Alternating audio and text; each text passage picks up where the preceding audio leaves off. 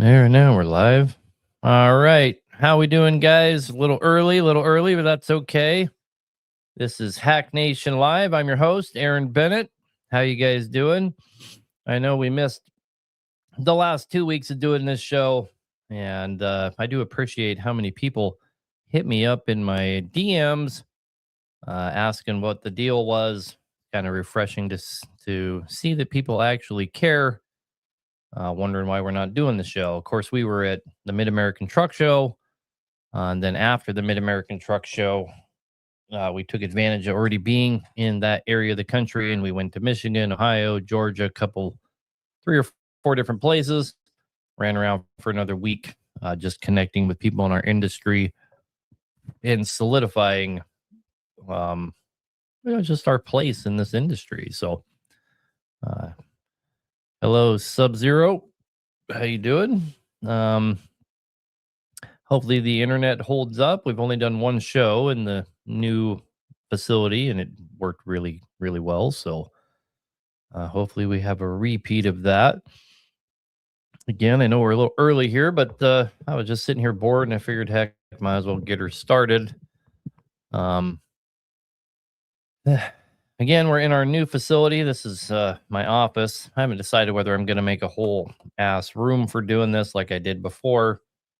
I guess if I had a guess, we kind of have a setup here where it would work if we had a guess. I don't think it's really that big of a deal. Your favorite space. It's your favorite safe space. I don't know about that. But anyhow, your N14 keeps flipping belts since replacing the fan hub. Yeah, it's a common problem on the N14s, even the ones that are lined up right. There's almost no such thing as lining up the belts right on an N14 and a big cam. They always seem to tilt and roll and have all kinds of problems. Man, you just got to keep working at it, keep messing with, they're slotted. You just got to keep messing with that thing until you can get it in the right spot. Speaking of, the call center is open. I do have a caller. I forgot all about the call center. Sorry, guys. The number to call in, of course, is 573-422-4225. That's 573-422-4225. Is a C16 a reliable engine? I don't think it is. I've never thought it was a reliable engine. It's it just what they did to take the C15 and make it a C16. They just sacrificed a bunch, is what they did. And I personally think you're way better off getting a C15 and putting more power to it than doing a C16. They sure seem to fail sooner than a C15, and they're not all that much more powerful. So, not that there's anything wrong with them. If I was going to have an engine, look at the 6.25 cat. That's a reliable high horsepower platform, and I just don't think that Cat did the best job with the C16. That's my personal opinion.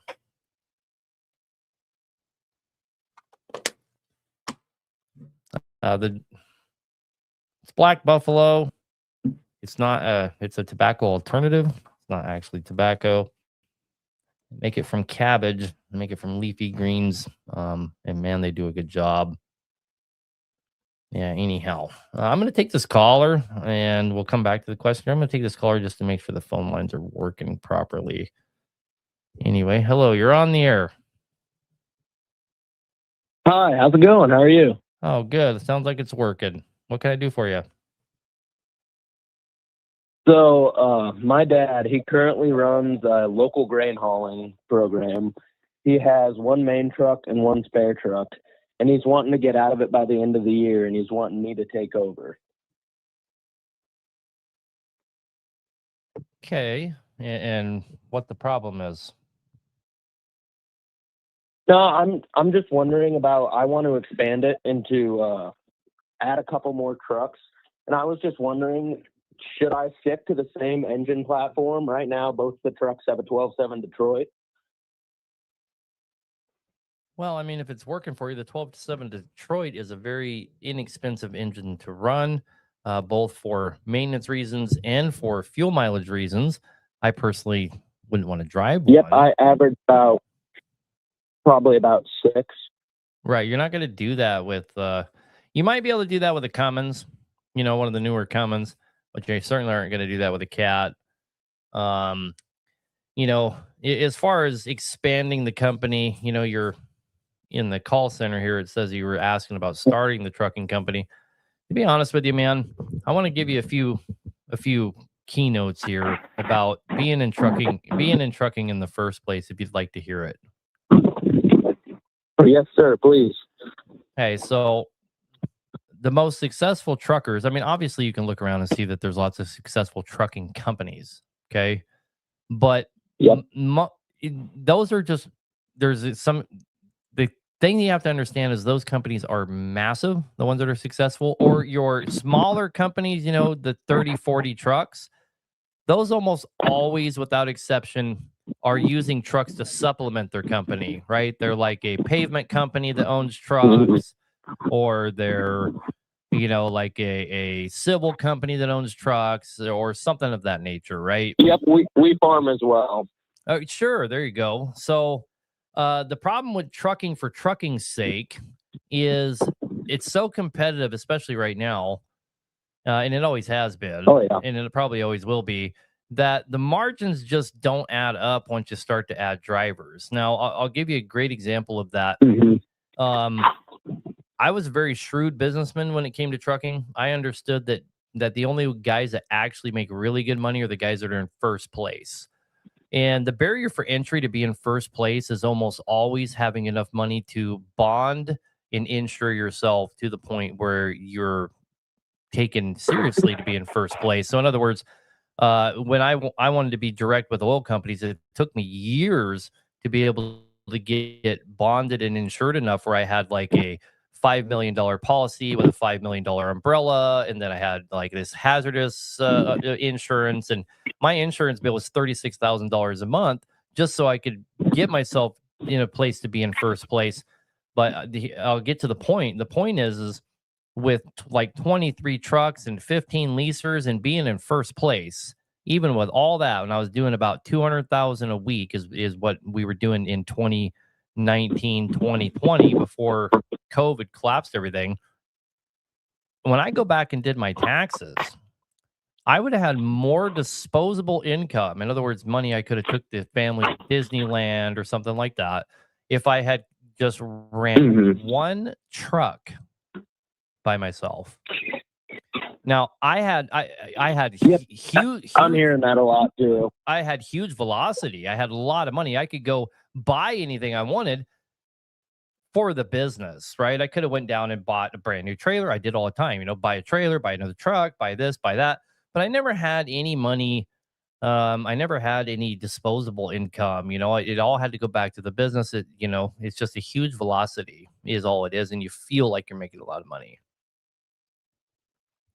Yep, and going along with the whole farming aspect of it, I was really looking into buying a cattle pot too, and looking for cattle loads because I know 5 or 6 cattle haulers locally around here. Right, but the old adage that guys say that they farm so they can afford the truck, or whatever it Yep. might be. I do this so I can afford to drive trucks. There's so much truth to it. It should at least make you double think on owning more than one. The very first video I ever put on social media, it blew up. But my very first video I ever made, I said, I came on and made a video and I said, you have to own one truck or at least 10. And there's so much truth to that. 3 or 4 trucks, you will go broke. You will absolutely go broke. That is interesting.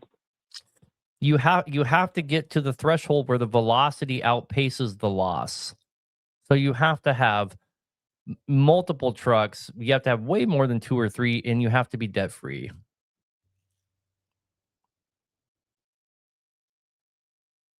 That makes sense. Anyway, But yeah, stick with the same platform, of course, if you can. And good luck to you. My advice to you is stay small until you're sure yourself. Number one that matters more than anything at all in trucking is consistency. 100%. Yep. Don't chase the greener grass. Don't go get the cattle pot when you already have steady work that works for your trucks every single day. You see what I'm saying? I'm not saying don't go do cattle. I'm just using it as a metaphor. It's the steady work always that wins over the guys that are chasing the big money, and they're quitting this and going to that, and they're quitting this and going to that, and it's feast and it's famine, it's feast and it's famine, it's feast and it's famine. The guy that is banging away, $1,200, $1,400 days to the truck every single fucking day is going to crush all those other guys in the end, especially if you own multiple trucks.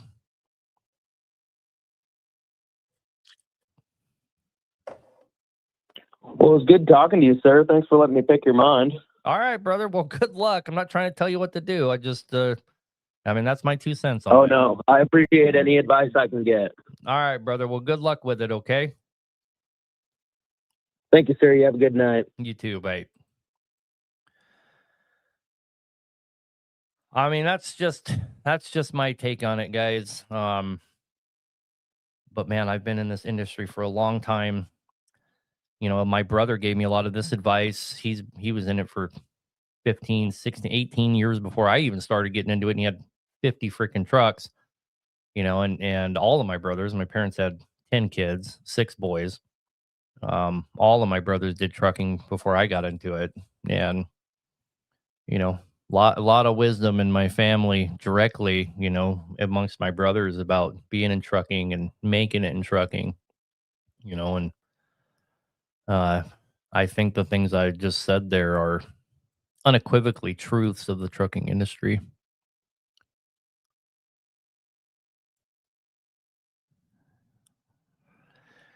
Anyway, what number do you call? It's 573-422-4225.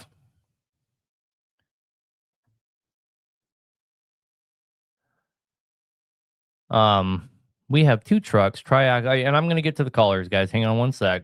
I don't worry too much about the callers because if you call in, just so you guys know, you hear the show. So you're just basically a part of the show until your call gets answered, but you're not just sitting there listening to nothing. You actually hear the show. We have 2 trucks, a triaxle and a tractor, both dump trucks, 2 employees, and we're not getting filthy rich by any means, but we're well in the profit every year. Yeah, that's certainly possible. One thing about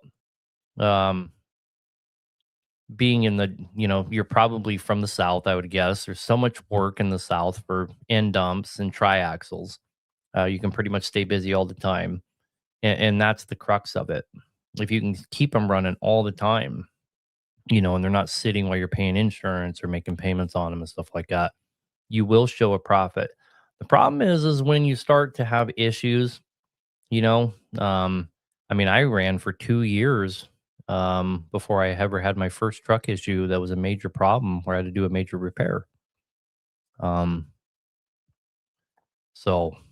Oh yeah, and he just said no major repairs yet. Exactly. So, be ready for it.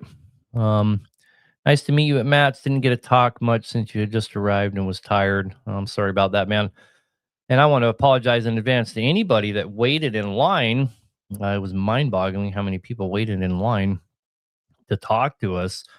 And I had like 10 people that were with me. We tried to talk to everybody, and I certainly wanted to talk to everybody. I tried my best. I even chased a few people down. I saw 2 different times a guy stood in line for just ever and ever, and he finally gave up. And I was like, "Hey, I chased him down."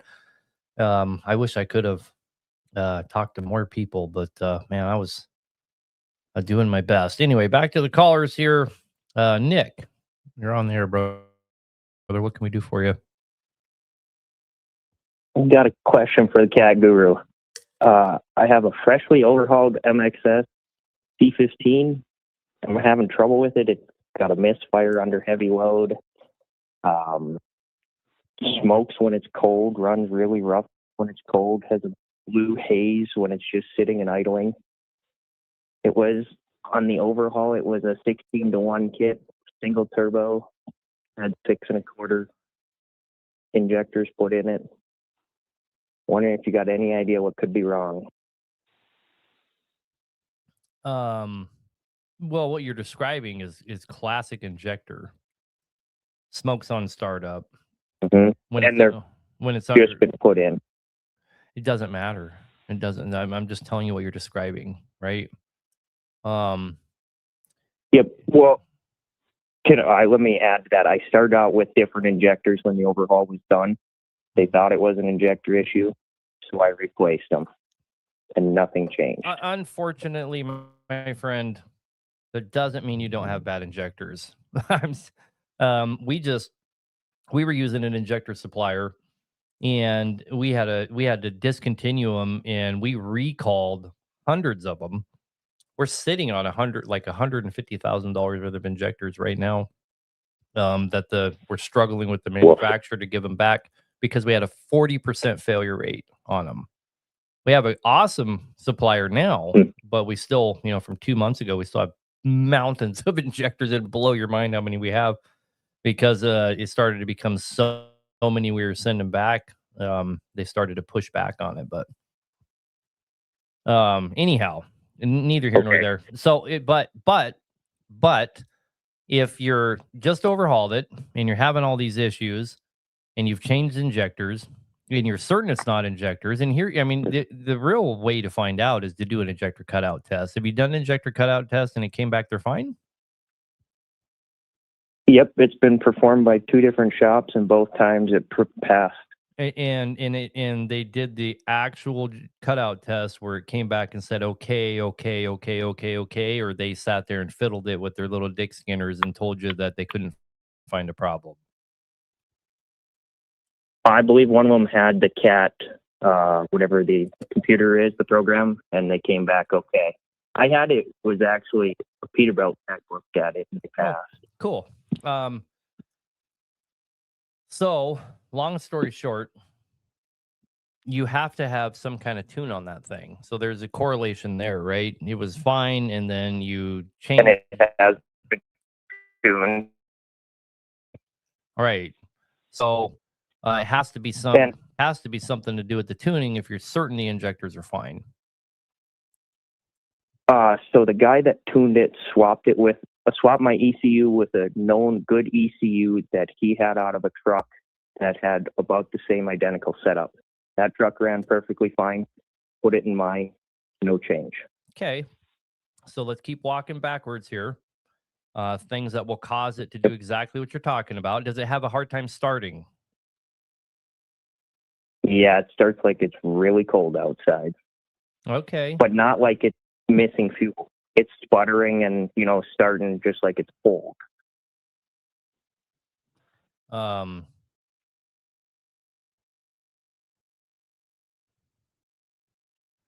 mean, and this is really common right after an overhaul, that it could just be something as simple as your check valves. They get full of shit.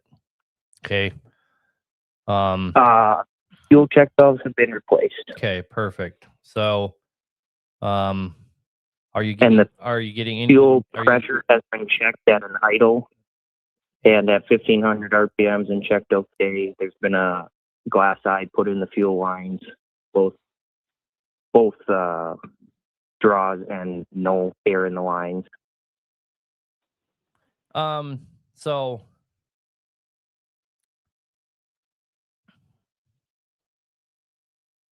are you getting any check engine lights at all? Nope. Okay.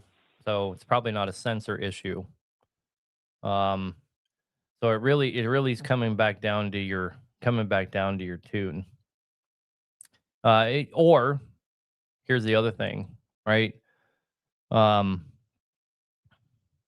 it could be literally could be his coolant temp sensor. Had this happen recently. It could be a sensor, but it's most likely something to do with the tune. From what it sounds like, I mean that's the correlation. He's tried multiple different tunes, right? But but here's he, as in the same guy, over and over, right? The only reason I say that is because he has multiple trucks running this 16-to-1 kit and everything, and none of them do this. Okay. You could have a VVA causing you problems. I understand you probably backed them out or whatever, but they could be causing you problems. It could be sticking or something. Yeah, like they're that. turned off and backed out. I understand that. But the last but not least, which I certainly hope isn't the problem, is you could have absolutely blown out piston, liner, rings. The rings could be shattered in one of those, and it will do exactly what you're talking about. Yes, that's kind of what I was afraid of. Something wrong with the hole. I have no blow-by, though. Would I see blow-by with something like that? Not necessarily. So let me give you an example. We just probably 6 months ago overhauled a B model. We did one of our 600 horsepower B models. We did all this special build for the guy. Everything was brand new. Guy spent a boatload of money on it, threw it in the truck, started it up, and it had a miss. And we sent the pump back. Well, we changed nozzles as we isolated where the miss was. What hole, we changed the nozzle, we did this, we did that. We sent the pump back and waited 2 weeks to get it back for them to tell us there was nothing wrong with it. Finally, I lifted the head up, and sure enough, it had busted some rings. And it ran just like it had a miss. White smoke, the whole 9 yards. And we put it back together and gave it back to him. You know what I mean? But it's certainly not out of the realm of possible, is what I'm getting at. That, or I was thinking the head gasket that hasn't quite made it through. No. The pump in the cooling system. Yeah. I mean, you're a little bit far beyond that, but let me ask you one more question. When we did, because Calvin Wold here in the comment sections bringing up a lot of good points. When we did this conversion, what kind of conversion did we do? What did it start out as? Is this a MXS or MXS? Okay. Single turbo, 16-to-1 kit. And it still has the 20 in it, and it still you're like it was a crank sensor and all that. Yep.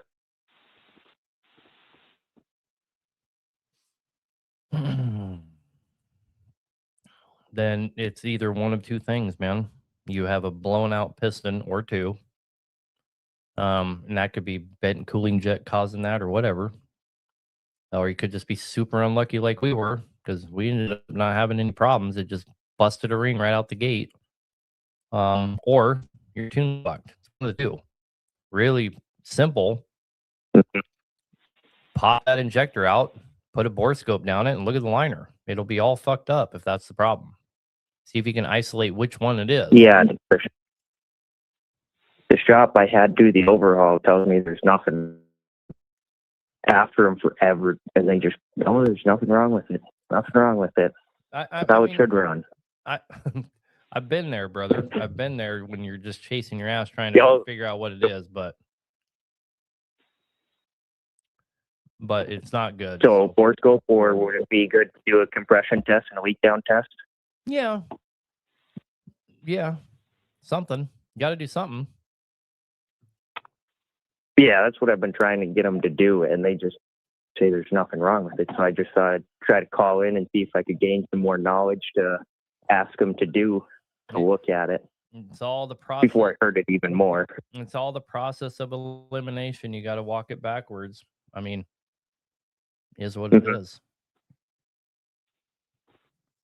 Yep. They're just so reluctant to do the problem. Well, I understand, but I've been there. They're not any fun for sure. Those are the ones I hate that just will not leave my shop no matter what we do to it. About every 50 we do, we get come one. back. Yep. Well, and it just things happen. Ain't nothing you can do about some of them, but it's just narrowing it down what exactly happened. Yeah, it's something. Take it back, make them figure it out, or take it somewhere else and have them figure it Okay. out. Oh, Well, I've tried, and they just say, well, they don't want to tear into the engine, and somebody else did the work because yeah. they can't cover anything then. I don't know why people are like that, but yep. Good luck, brother. Sorry I couldn't help you more. I appreciate your time. Yes, No, sir. you did help, so I appreciate your time. Yep. Bye. Thank you. Bye. I mean, this is one of the reasons you guys never hear me shitting on other shops because we've been there and we go there all the time.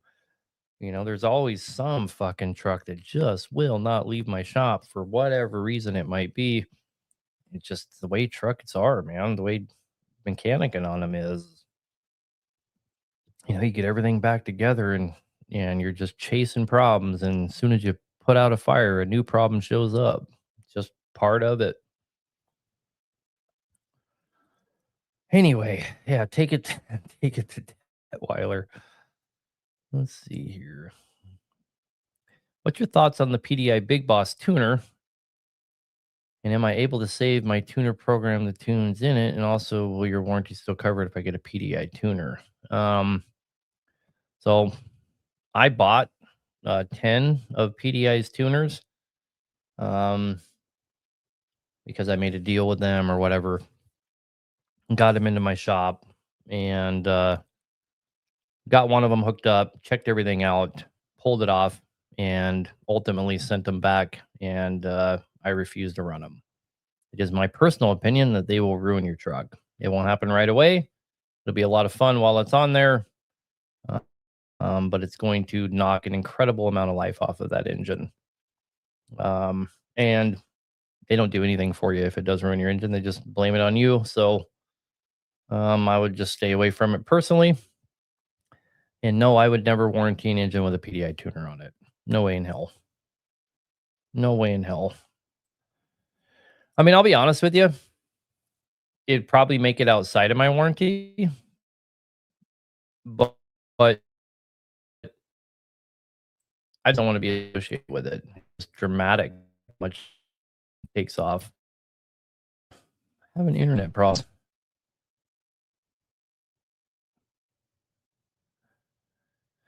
Hey, I really admire you sticking to this while getting your ass kicked by haters. Love your show. Grew up in the baby seat in the 72, when the 1693 was the king of the road.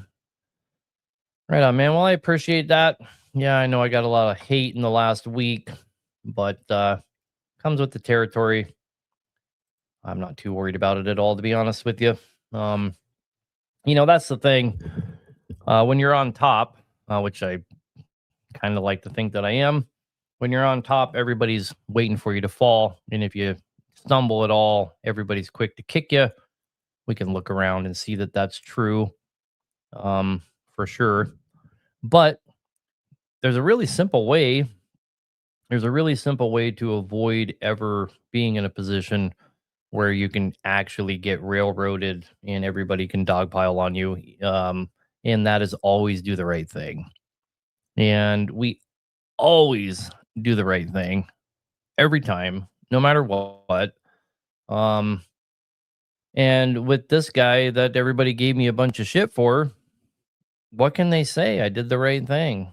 And the guy was happy before he decided he wasn't. So, I mean, it really is what it is. It was like, oh, you should have took care of him. Well, we did. I did exactly what he asked me to. Cost me $27,000. What more do you want me to do?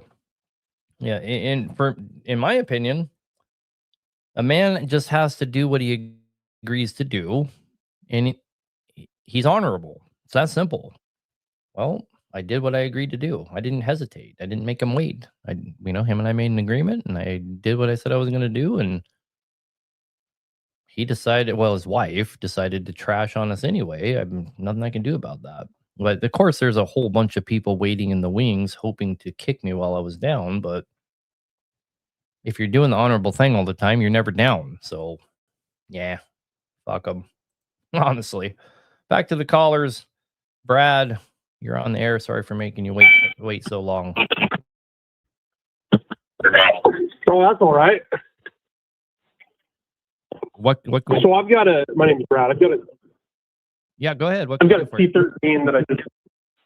Okay, I've got a C13. I have a dump truck business. I own a few dump trucks, and I'm building this new truck, repowering it. Bought the C13 that was just in frame basically, and I finally got it in the truck and started up for the first time yesterday. It's fired right up, no problems there. Didn't smoke like a chimney or nothing. Ran great. Shut it down. Ran it for about 30 minutes, and it had been ran on a stand before this 3 separate times, just heat cycles. So I ran it for the 30 minutes, shut it down. About an hour later, the guy that I'm going to be hiring to drive it stopped by, so I was going to start it up for him. And when it started, went through the whole starter system. I thought I maybe had a bad starter or weak batteries or burned cable, something like that. Figured out that wasn't it. Ultimately, it's hydro-locked with coolant. I was going to say. And sounds hydro-locked. It took me a day to figure it out. I'm not an engine guy. I do what I have to do. I do everything these trucks except for gear work and serious engine work. Been around this stuff since I could walk. I'm 4th generation basically. But so I pulled off the intake runner. Well, the first clue I had is that the coolant was way lower than I thought it should be. I thought maybe something burped, and then on the turbo, on the small turbo, nope, it's the coolant coming out of it. It's running into your cylinder for sure. So first question, is this and then I pulled the intake runner, and I got water there. Is this a brand new cylinder head, or did you put the old one back on? It is a reused cylinder head. Yeah, there you go. The head was no good. Well, that's what was my initial thought. I ended up talking to the engine builder, and he's been good to me, but he went MIA on me, and somehow I just happened to get a hold of him again. And he's trying to tell me to pressure test it and check the pre-cooler and the air compressor. The pre-cooler and the air compressor both are not going to put coolant on top of your piston. So I would tell him to fuck right off with that. That's where I was at with it. He tried telling me that the air compressor has a line that goes into the intake runner, and that therefore that could be bypassing coolant in there. And that just didn't seem too logical to me. Oh my God. Anyway, you need a new head. Okay. I mean, the only that's other kind of where I was at with it. But the only other thing it could possibly be is if we messed up the head gasket going back together. But that's why I asked first if it was a new head. The answer is no. It's pretty cut and dry. The head's bad. They put a bad head on it. Fair enough. All right, brother. Well, I'm sorry about that, but good luck. Hey, that's all right. I appreciate the help, and I like your show a lot. There's been a lot of things you've went over that has helped me in my career. Yeah, give our call center a call. We have those heads. We got them for a good price, so you don't have them market the shit up out of it on you, Okay. Anyway, all right, brother. Good luck. All right, I'll do that. Thank you. Yep, bye. What do I think about ATL's injectors? We were using their injectors for a little bit, and then we stopped. I never used their Patriot series ones. I mean, I don't know, man. The thing is so many of these guys are remanning injectors and not doing new parts. I've never seen their process, so I'm not saying that's the case with them. But you have a few injector manufacturers out there that do pretty much everything new, and they fit on one hand minus a few fingers, right? One of those would be Interstate McBee. Interstate McBee has one of the biggest injector manufacturing facilities in the United States, and they're starting from bar stock, milling all of their own parts to build new injectors. So, that's why they have such a good success rate. And you have, even like your guys like Delphi are really just remanning and replacing some components. You really have to find somebody that's making everything brand new, somebody like Interstate McBee or something like that. Interstate McBee doesn't make C15 injectors, and I think that they should, because they don't have the best reputation for their injectors, mainly because of that. They outsource that, but the rest of them they make in house, and they're one of the few companies that starts from bar stock and makes all the components brand new again, like literally mills them all. And you have a few other companies out there that do. You have companies like Alliant,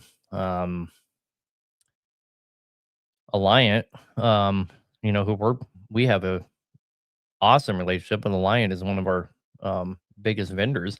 Alliant, they do everything new as well, but they don't make them themselves. They source it all brand new, but they're going back together new. And so many of these other companies don't do that.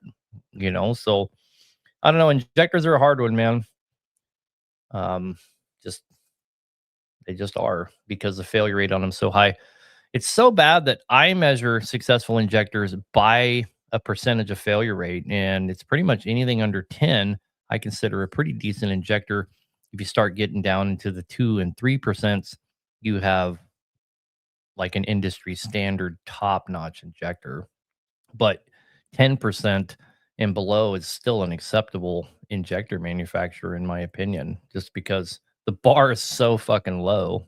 It just is. Anyhow, you're on the air, brother.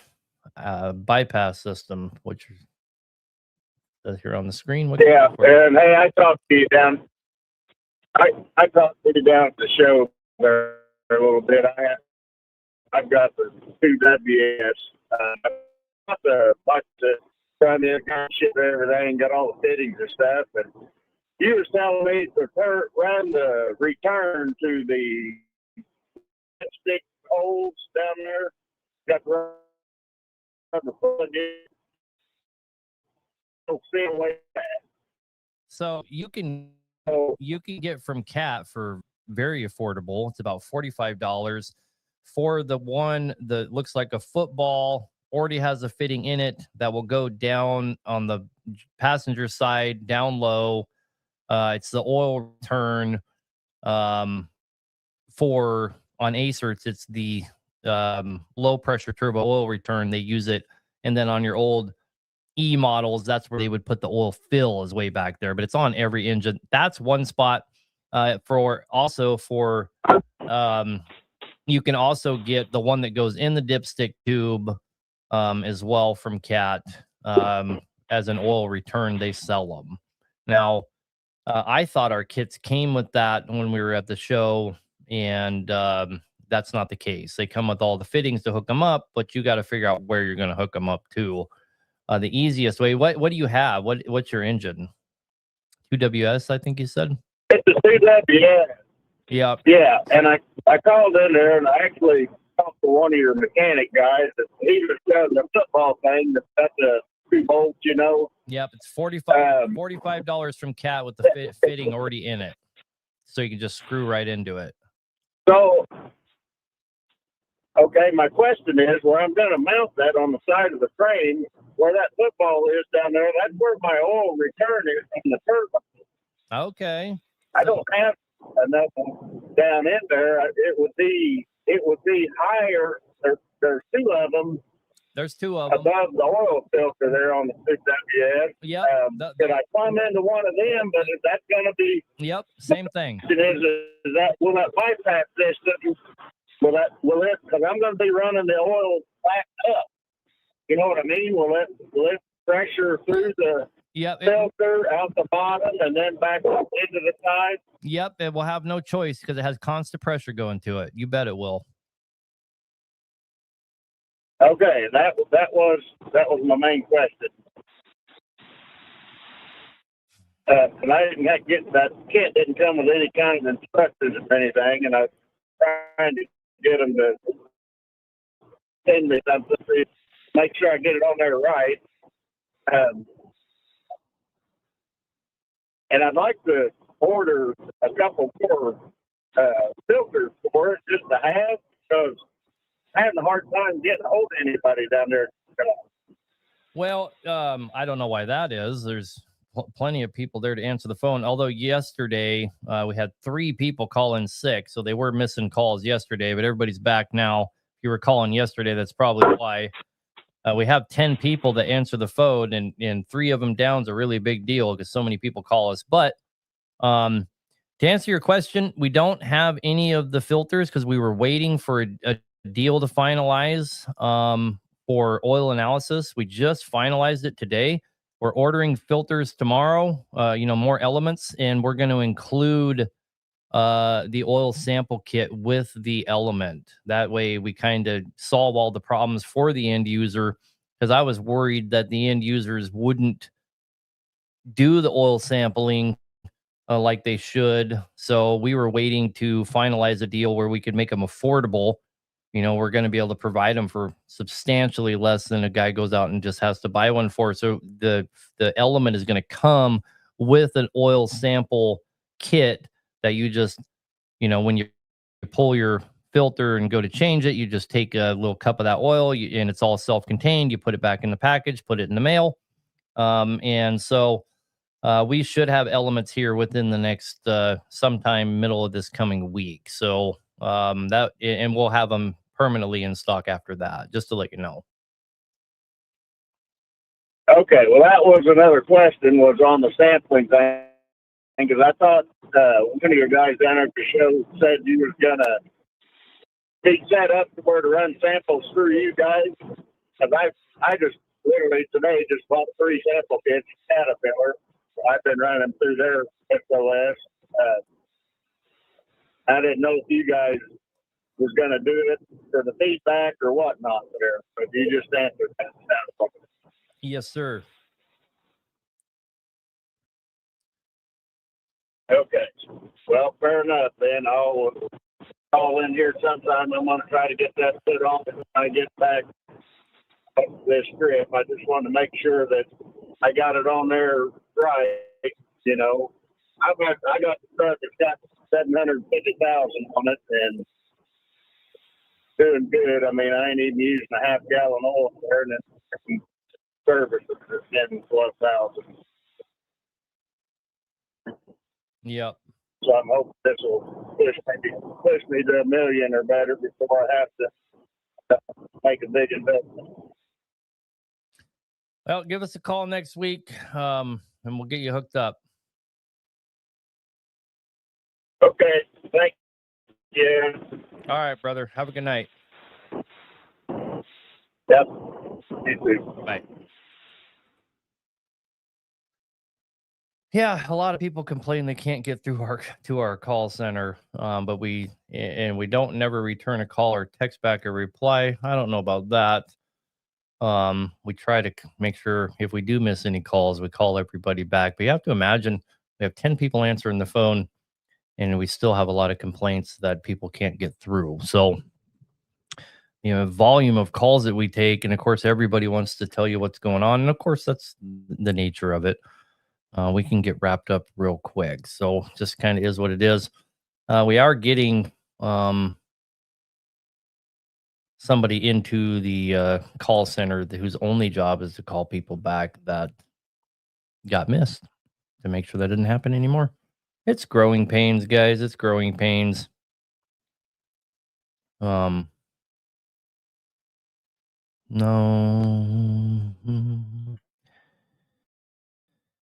Anyway, a lot of people also say they call us and they're actually calling this show or calling the offices here.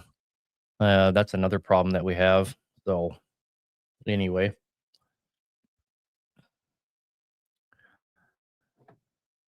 Let's see. And guys that are on hold, give me 1 second. I'll get right to you here. A guy told me that CPT is the best aftermarket parts. I never heard of them. CPT is a manufacturer of aftermarket parts. It's also one of our vendors. And in my opinion, you got to be careful with CTP. Certainly don't want to throw them under a bus for any reason, but CPT makes good specialty parts that you can't get from anybody else. Like if I want flywheel bolts for a cat, I want dampener bolts for a cat, I want any of those kind of special things, they got them, and they're just the best source for stuff like that. I love them for that reason. I'm not as big of a fan of their hard parts, engine parts like oil pumps and water pumps and stuff like that. I don't have as good a luck with them, so I just kind of stay away from 'em on stuff like that. But if you're a company like ours, you almost have to be hooked up with them because they're the go-to for all of those specialty items. If you call us up and like, hey man, you have all the bolts for the flywheel? I mean, yeah, I do. I would have to get them from them because they're the guys. Or you got to go straight to Cat and pay 10 times more than you would if you're hooked up with CTP. So, anyway, so one other guy said, Interstate McBee is junk. I saw all that comment in a lot of video I made. I was wearing an Interstate McBee shirt, and everybody, well, not everybody, but a few people were saying it's junk. Guys, you have to remember that I've been to almost every one of these guys' facilities, toured them, hung out with them. I've been in 3 different massive fuel shops. When I'm talking about manufacturing injectors, I'm not just talking out of my ass. I've been there while they make them in several different places, not just one. If I'm telling you something, it's not speculation.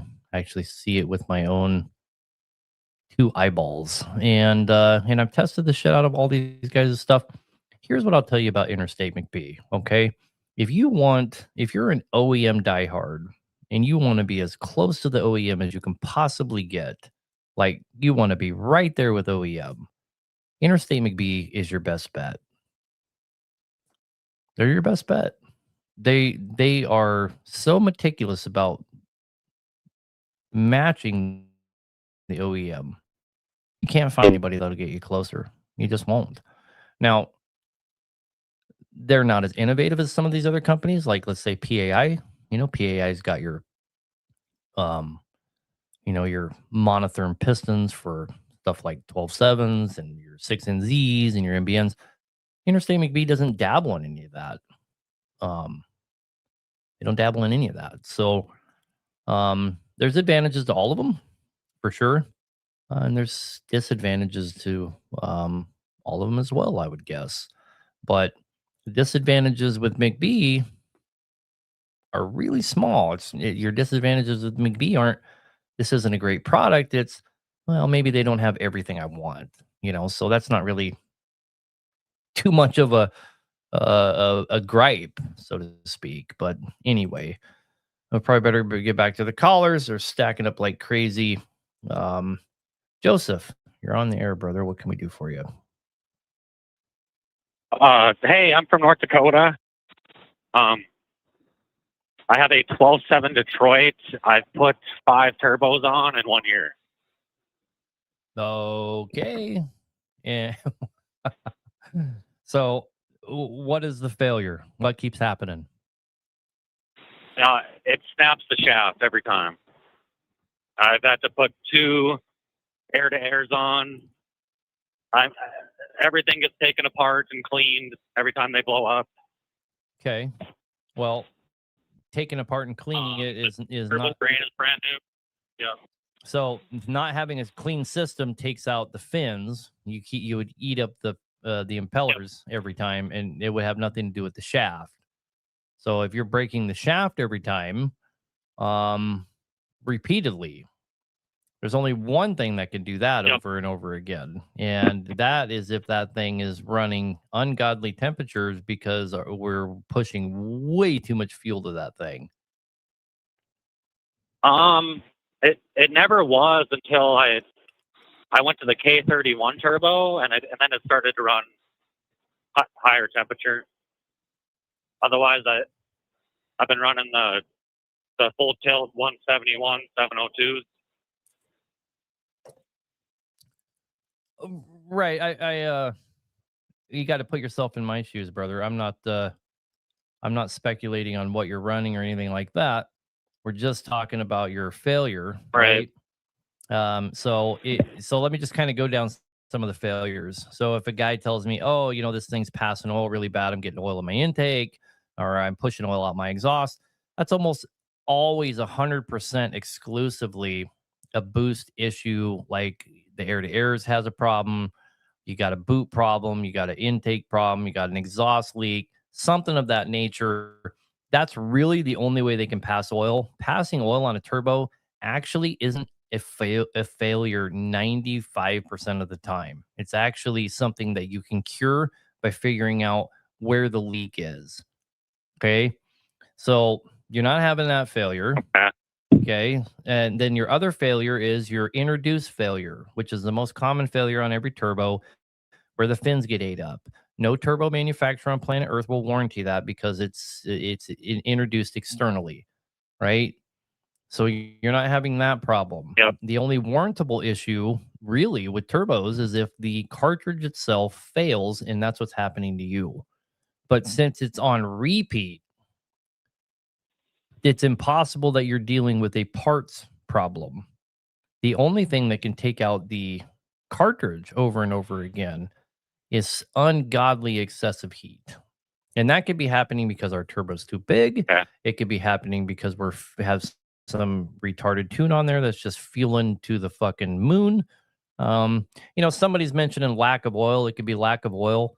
But it's incredibly unlikely it's a lack of oil problem. Your turbo is the first thing to get oil on every engine. If you're not destroying the rest of the engine, then your turbo's probably getting adequate oil, right? We put supply in a bucket, started the truck, and there's lots of oil coming out. I don't doubt it. That's not the problem. The problem is it's getting way too hot. So we're either too big of a. I got told that it's an operator error from like shifting with the Jake brake. No. At times. Mm-mm. That's not a thing. And then I have a 10 speed. I'm governed to 1800 RPM, so sometimes I lug it. It gets lugged down, and when you let out the throttle, it makes a gasping noise. Can't think of the term, but it makes a gasping noise. Yeah, and is that what's wrecking my turbos? Or I mean, it probably only correlates because the lugging is probably when you're burning it up, but that really only tells me the turbo's too fucking big. You're gasping because the turbo is not keeping up because it's too big. And you're probably fueling way too hard for the size of the turbo. It's just probably a combination of, or you're not feeling hard enough. You're either feeling way too hard or your turbo's way too big. It's one of the two. It did that with the K31 too. Then there's your sign. You're feeling way too hard.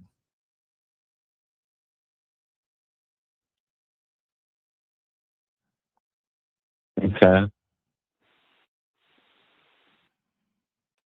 So get somebody to look at your tune, or keep going through turbos. One of the brother. But look either way, okay? Yeah, it's horrible. I blew up 4 turbos in 1 year and put my 5th one on, and we'll quit replacing. I've had 3 in frames and 300,000 miles. What? Jesus Christ, dude. 2 of them were full in frames, like every piston. Well, I wasn't gonna do any drinking tonight, but you drove me to it.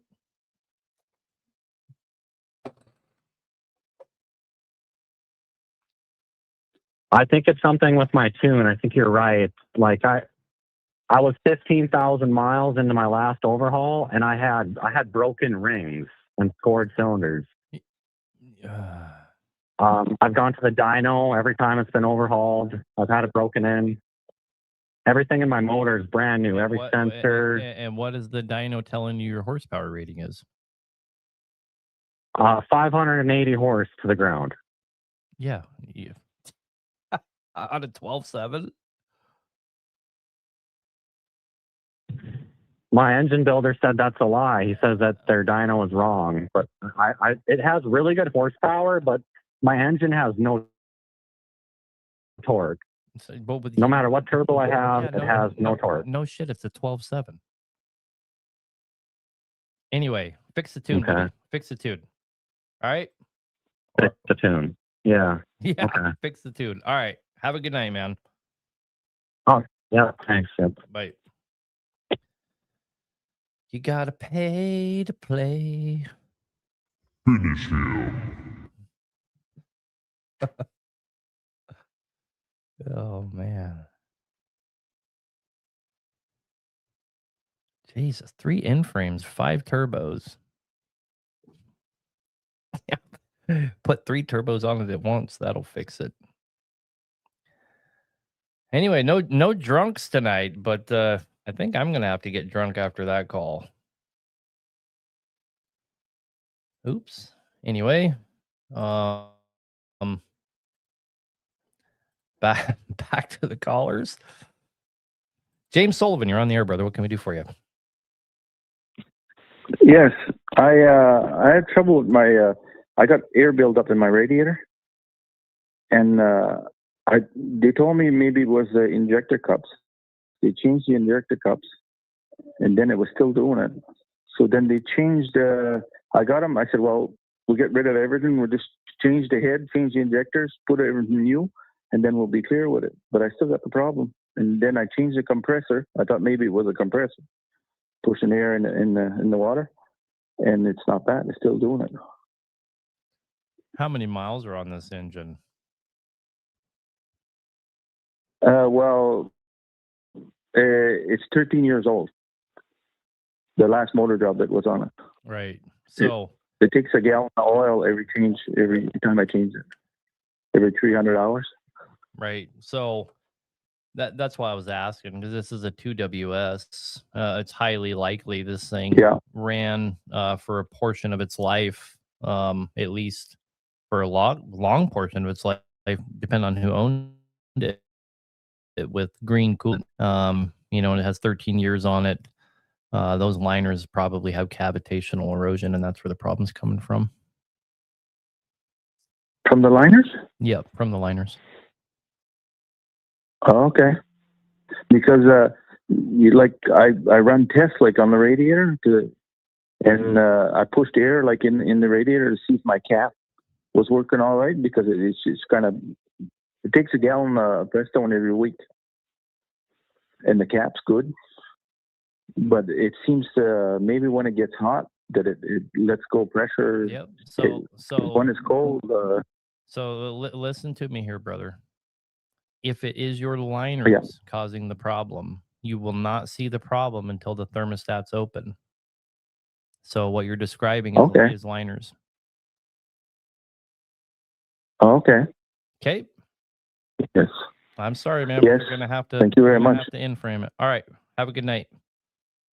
Yeah. Bye. Yeah. Thanks. You got a good program. Thank you. Bye. Yeah.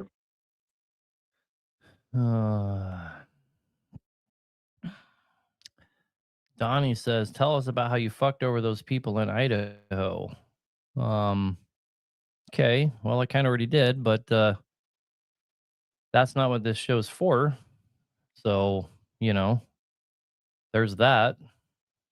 But them deciding to throw me under a bus after they agreed to the terms of making it right with them, and me spending $27,000 and them cashing those checks and then deciding to throw me under the bus. That's not how fucking somebody overworks. I don't know what planet you live on, but maybe in magical Donnie land, that's fucking somebody over. But I sure wish all the people that have fucked me over in my life fucked me over like that. That would be real fucking nice. I've been fucked over a time or two, but nobody's ever fucked me that good. Nobody's ever given me $27,000 while they were fucking me. You stupid son of a bitch. Go fuck yourself. All right. On to the next caller. William Trouts. You're on the air, brother. What can we do for you?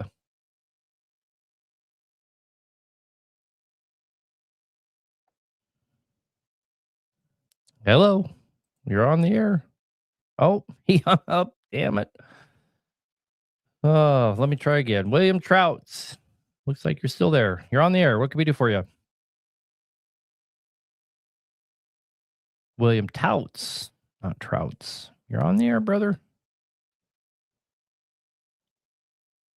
Calling about motor seizing up in a Peterbilt 2000 model 3406E. Brother. All right, I guess call back. To let that one go. To let that one go. Yeah, Bluetooth probably connected to his truck. Probably. All right, here we go. We got more callers here. The number to call in, guys, if you don't know, is 573-422-4225. Somebody said they called and got a busy signal. That's not a thing. You can't call this show and get a busy signal. It automatically puts you in a queue, asks you for your info, and then once you've given your info, it texts it to me so I can see you, and then it reverts you over to listening to the show, just like if you were listening to the show. So being busy signal or on hold or I mean, whatever, it's not a thing. So anyhow, back to the phones. Joey, you're on the air. Hopefully the phone lines are working. You there? Yes. Okay, what can we do for you? Can you hear me? Yeah, go ahead. Yeah, I got an X15 Cummins. It's 2018, and it continuously seems like it's in a passive regen. If that makes sense to you, you know, as if it's doing a regen, but it's not actually doing one, and it does a proper regen every 40 hours when it's supposed to. It's been tested by Cummins. They're telling me it's doing it occasionally. The EGR has been cleaned. It's had the differential pressure sensor changed. It's had the filters cleaned in it. It's actually had the filters replaced in it. And then when it does a regen now, it's been doing this for probably 4 or 5 months. And then whenever it does a actual regen, at the end of the regen, it comes up with a high crankcase pressure code, and then it goes away. Mm. Even the crankcase filter's been changed. The crankcase sensor's been changed.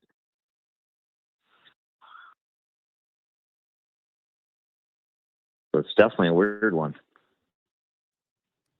Yeah, unfortunately, I'm not let's look at the comment sections. I'm not the best with this after treatment stuff. Delete it. Problem solved. Yeah. I get that one a lot. Yeah, it seems like the sorry, I'm addressing the comment section. It seems like the call center's having an issue here. I see people keep calling and it hangs up, but it's also telling me people are skipping the screening process as well. But I don't know why it's doing that to you guys.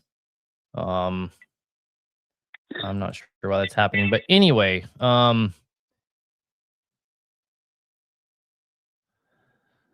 what's the problem? The problem is it's basically in regen mode at all times. It's a 2018 Cummins, is that correct? That's right. Yep. 500 horse.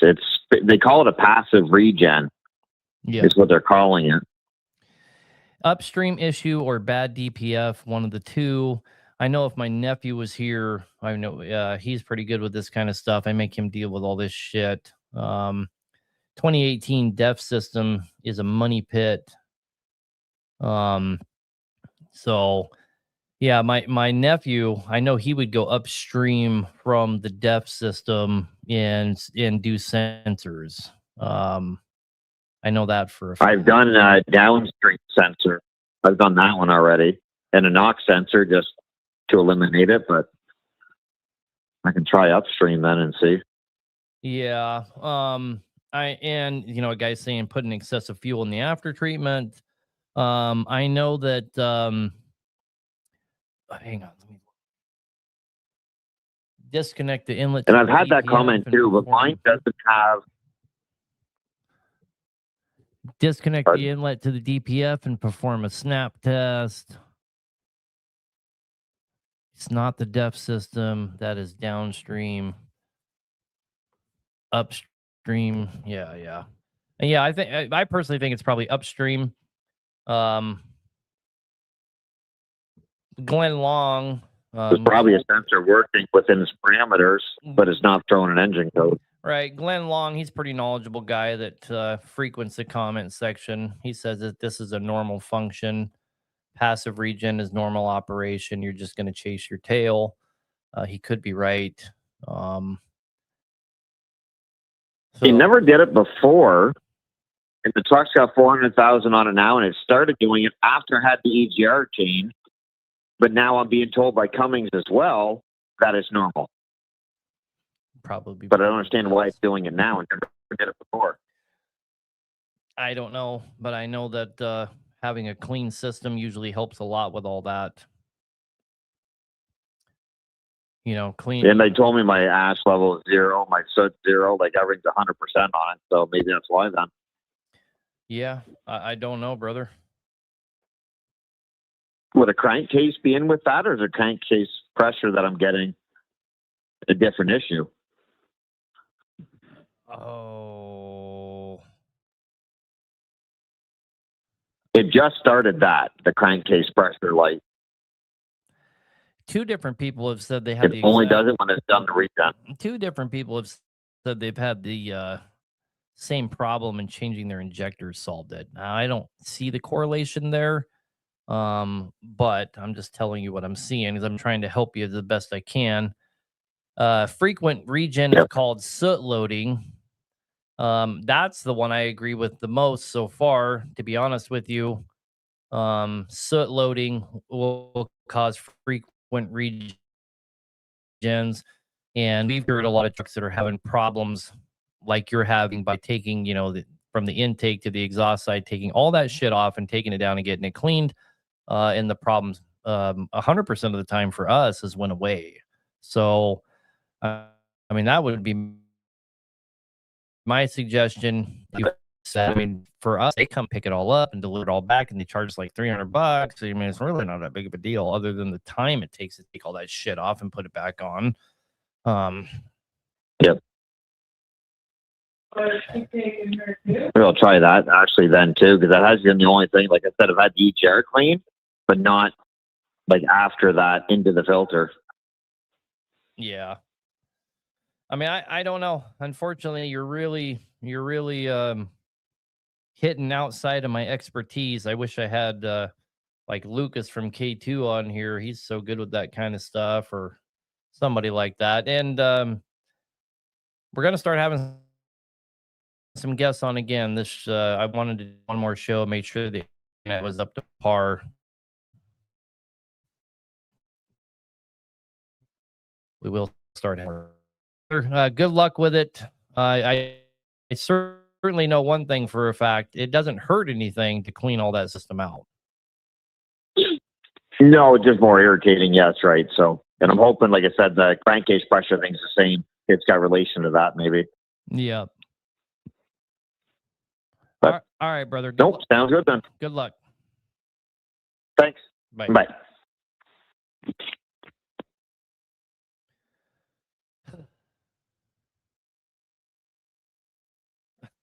Jesus Christ, dude, chill out.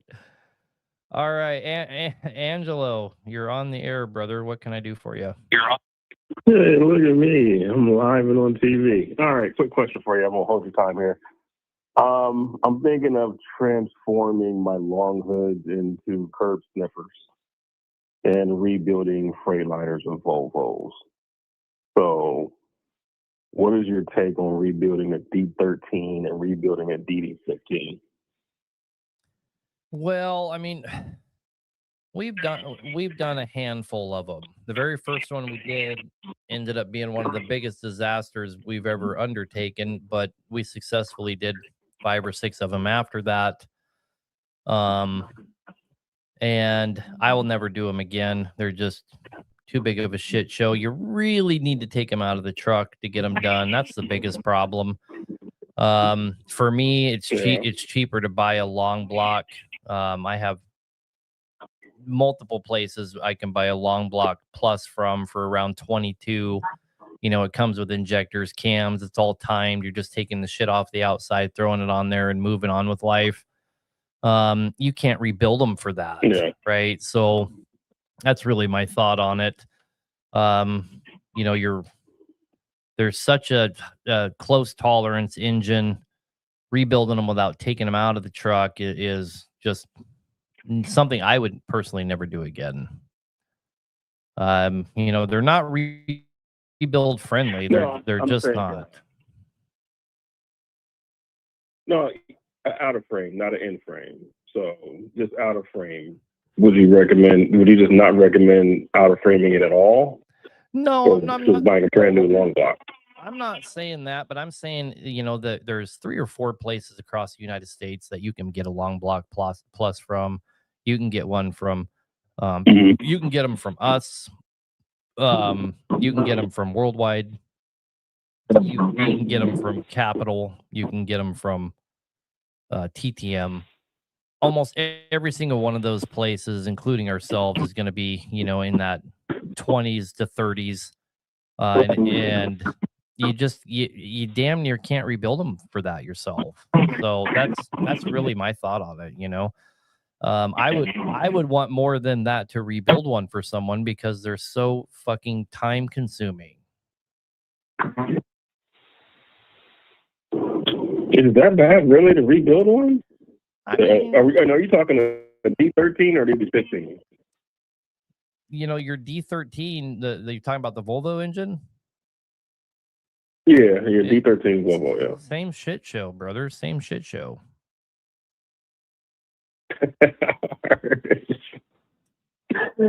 Okay. In Detroit, would you rebuild that? Would you out of frame that motor also? Would you not out of frame or just get a brand new long block? And for me, any of those D series, I would certainly do a long block. It's just,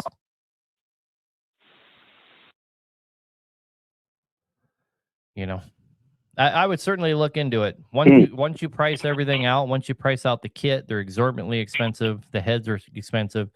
All the parts. A long block comes with the cams and the injectors and all that shit. It's just, it makes more sense. Yeah. So. Oh, okay. So it's better just to replace the whole block and call it a day instead of trying to sit around and rebuild it. Pretty much. So. Okay. All right, brother. Good luck, man. All right. Yep. Appreciate it. Thank you. All right. Jordan Roof, you're on the air, brother. What can we do for you? Hey, how you doing? I won't take up a whole lot of time. I was just calling. I know we've called about getting one of your 600 horse B models. I was just trying to get a little more info on how you get them to 400 or to 600. I guess not bashing or anything. Just want to know more about it. So the first thing we do is make sure, you know, if they're the smaller journal, we will put a, you know, like a C15 crank in it. We make, or like a 3406E type crank. We make sure it has a crank to handle the bigger journals. So that's where we start. Then from there, you know, we go in with all steel monotherm pistons in them. So we're making them more like a, you know, internally, they're more like a 6NZ than they are a B model by the time we're done with them. And then from there, it really comes down to performance parts. We're putting, you know, we're switching the head out for a round port head. And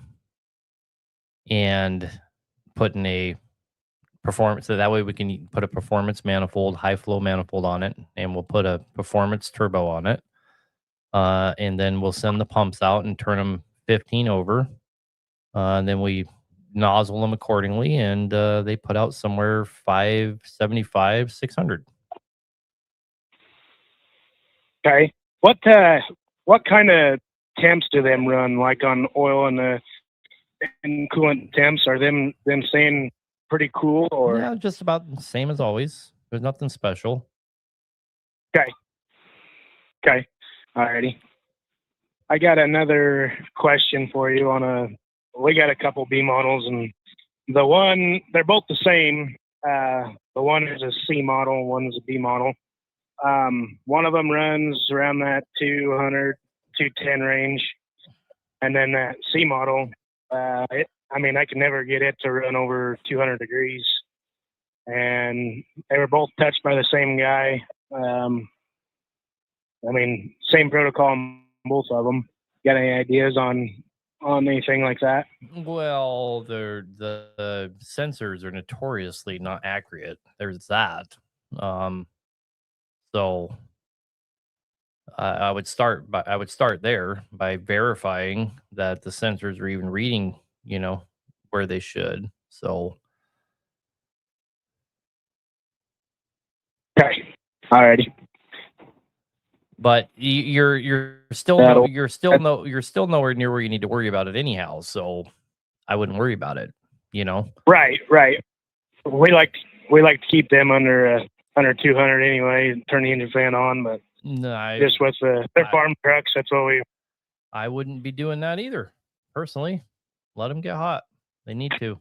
Okay, let them get hot. Yep. Okay. As long as the engine fan's coming on around 218 and it cools it down independently of you having to change the way that you're driving, leave it alone. You're burning carbon off and doing it huge favors by letting it get that hot. Okay. Alrighty. All right, sir. That's all I got for you, I guess. All right. Have a good night. You too. Thanks. Yep. Bye. Do we have in-frame kits for the MP8? The answer to that is yes, we do. If you're talking about a hacknaion kit with all the upgrades, we will, after the 14th, we'll be able to pretty much have any engine. Some of the, the more outside the box ones, we have in stock 6NZs and 16-to-1s and all this other stuff in most of your Cummins. But, you can only bankroll so many of them. So any of the outside the box ones, a guy wants a DD15 or an MP8 or something, there will be a 4 or 5 day lead time. But the answer is indubitably yes. We're going to have any one that you want. In N14, we have N14s in stock. But anyway.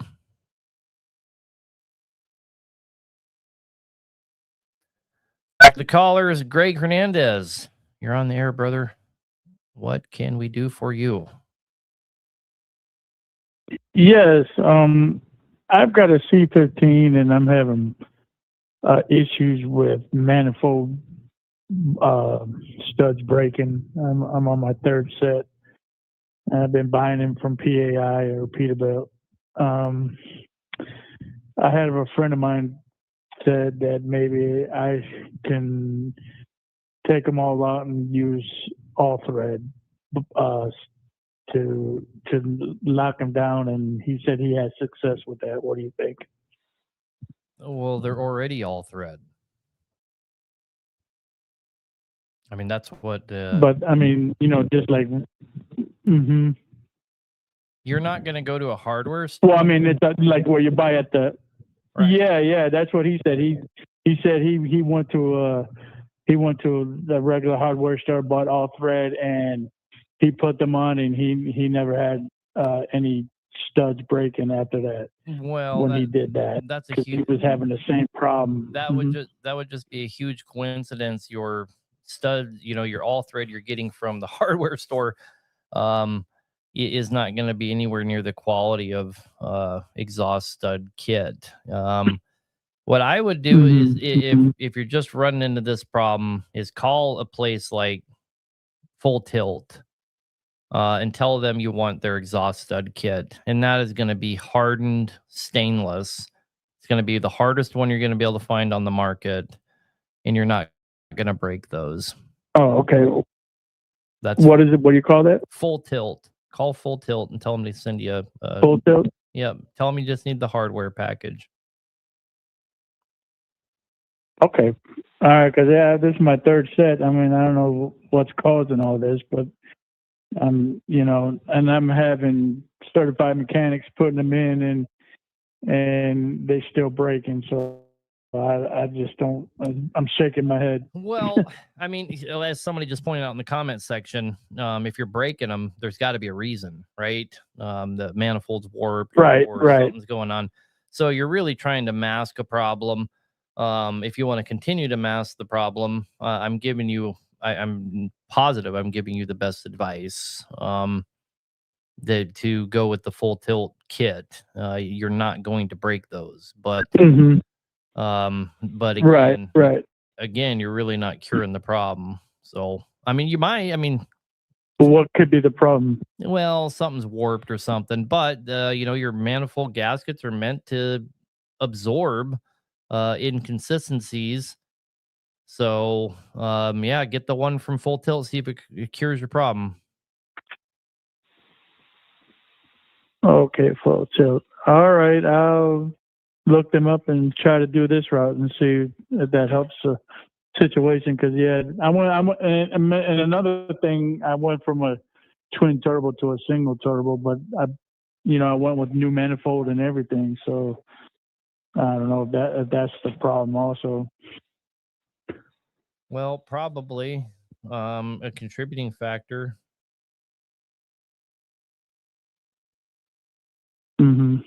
Okay. Well, thank you for your time. I watched you for a while, and I just ran into you tonight, and I said, "What the hell? Let me ask you. You would know." All right, brother. Well, good luck. Well, thank you. Yep. Bye bye. I mean, I agree with everybody in the comment section. We probably have a way bigger problem going on, but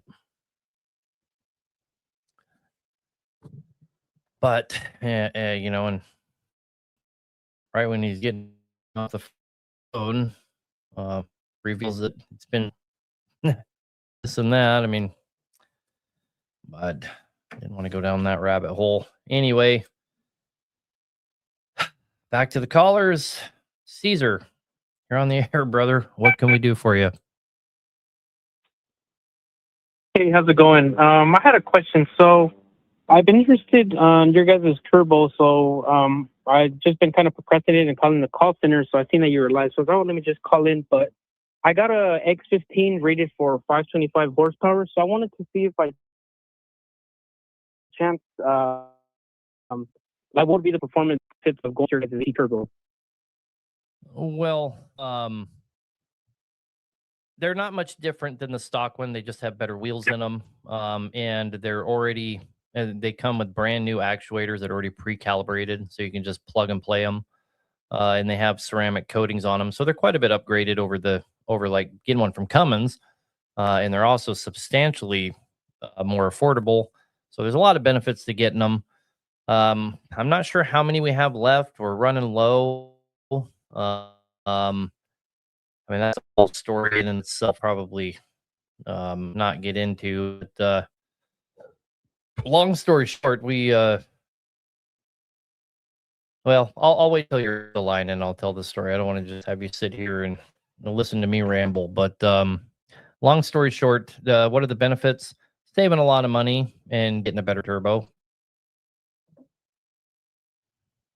Oh, okay, gotcha. And then as far as like boost, because mine, I have both the PDI intake and exhaust manifold. So on a good pull, I can get a little bit over 30 PSI. Would I gain any PSI if I go with your turbo as well or no? You probably see a little bit, yes. It's not going to be like 20 PSI more. You might see 3 or 4 more PSI, yes. It's got a better wheel in it. Oh, okay, yeah. Oh, okay, gotcha. So it will spin a little bit faster than stock turbo? Well, probably not spin faster. It's just more efficient. Oh, okay, gotcha. Okay, sounds good. And then I have one more question. So this is my first truck, and my dad runs about 10 trucks himself, and I'm starting to see how expensive it is taking your trucks to the shop. So I've kind of been thinking the idea of starting to work on my dad's trucks and saving himself some money and stuff like that. Have any ideas of like where I can start with mechanic stuff? Yeah, whatever breaks, fix it yourself. Right, but as far as like, because he's had a couple motors that's blown in the past couple years, so I would like to get into that, into rebuilding his engines. He has nothing but Cummins ISX and X15s. Well, all the resources are there for you. Get an account with Cummins on Insight. Set yourself up, put in the engine serial number, and it tells you step by step how to do it. Oh, okay, I didn't know that. Yep. And so the number one, All right, well, I appreciate it. The number one advice I could give you that's going to ring true. Okay. You're going to want to, you're going to want to be on Cummins Quick Serve. That's going to tell you how to do everything, not Insight. But here's the number one thing I want you to take home and put in the bank. Don't listen to all the other mechanics. I shouldn't say any. And don't listen to any of the fucking idiots at the truck stops or all the super truckers. Get Quick Serve and do exactly what it says, and you'll have good luck. Oh, okay, gotcha. Yeah, I try not to talk to anybody in the truck stops as far as stuff like that, because I've got a little bit bad advice on that. So I'm like, yeah, I'd rather just not ask. Yep. All right, brother. Good luck. Okay. All right. Well, appreciate it. Yep. Thanks. Bye. Oh, we'll get to the callers here in just a second. I want to tell my story, or us keyboard warriors. Long story short, we're having to source different turbos. We've been working on a different source for turbos. We're having to source a different people to code them. We have grown big enough in this industry that several people are working against us, bullying us, and we've been kicked out of a couple different buying groups. We've had 3 different vendors drop us, and we've been asked, well, these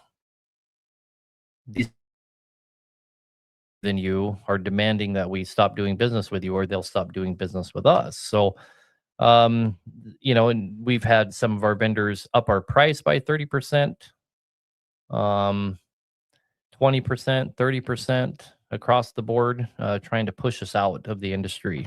And we have players behind the scenes, people that we used to do a lot of business with. You can do the math there, that are pushing as hard as they can to push us out of the industry. So it's been a real struggle. It really has. It's really the end user that gets fucked, because we set up and get all these good prices and help you guys out. And the next thing you know, we're 2 days later, we're having to pay 20% more. The most fucked up thing that's happened to us, we had a $200,000 bulk order coming so we could get 3% off, so we could cut our prices down even more. And a big player came in and told that company if they did any more business with us, they were going to stop using them. And they paid the carriers to turn that $200,000 order around and bring it back to themselves. And it took us about 3 weeks to fix that mess. At a huge cost, trying to fill all those orders that people made from us. Just fucking unreal, man. Unreal.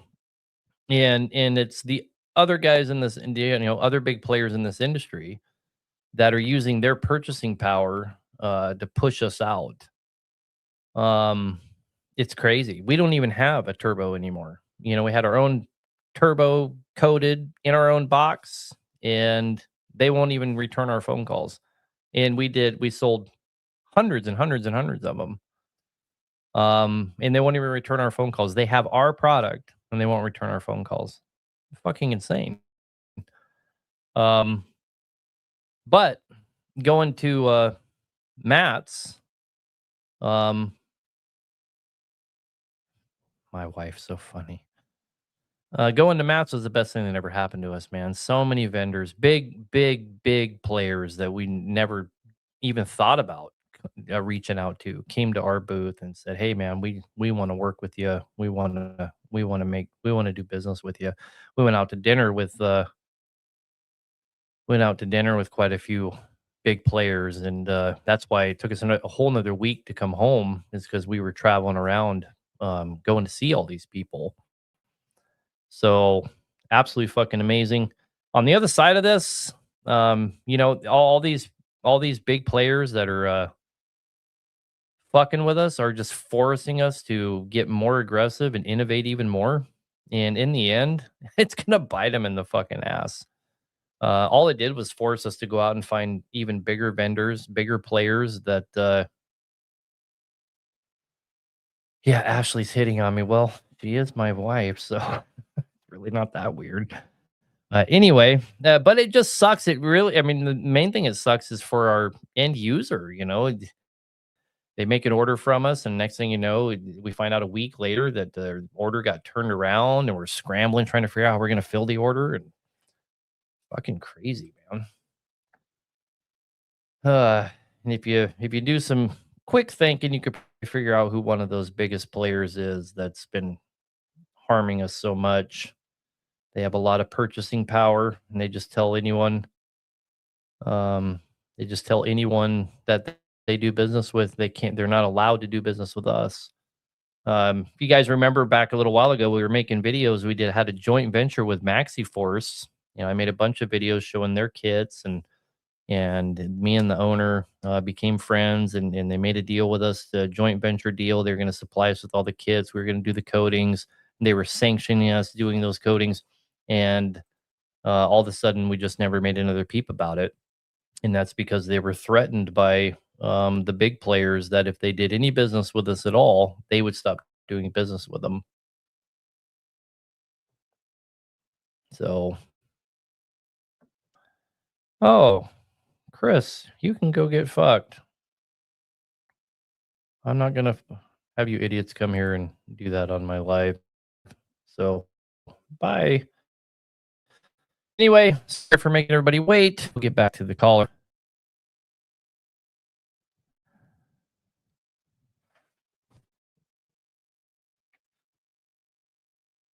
My visibility's reached 10. Oh, did I not get rid of Christy? Oh, let me block it. I'm just going to block any of you idiots that come here and just say stupid shit to me. I'm tired of it. All right, you're on the air. What can we do for you, brother? Sorry it took me so long to get back to the phone. No, you're all good. I just had a quick question about, I drive a 98 W9. It's got a 3406 E-Cat. And the last few years I've driven it, I've had issues with it. It starts to act like it's cutting in and out, like a cylinder's cutting in and out, and it starts blowing white smoke and popping and kind of doing all sorts of random weird things. And it used to do it kind of religiously anywhere. And now it's kind of evolved a little bit to where it only does it in certain states anyways of where I'm going. Most of the time it's like East Coast type of stuff or Midwest. It doesn't do it over here in the West at all anymore. It just kind of cuts in and out. It's got almost 2 million miles. The motor was done in frame at 1.2. And what kind of engine was it? It's a 3406E Cat. Okay.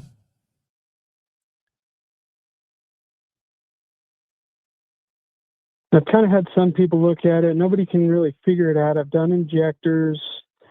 I had them kind of look over a few things. They did injectors. Brother, if it's dependent on the area that you're in, it has to be the barometric pressure sensor. It's the only thing that I've done that 3 times. Right, but do you have the is your blow by tube on the side of the block? Yes. Yeah. That's the problem. So here's what you should do, and this problem will go away for you. I bet. Get the valve cover that goes up top that has the chimney on, or whatever, however you want to do it. Move your blow by to the top. Caterpillar will sell you a plate to cover that box. Rip that whole box out of the side and throw it in the dumpster where it belongs. Put the plate that they'll provide you in its place. They'll know what you're talking about. Cover that, and it comes with an O-ring.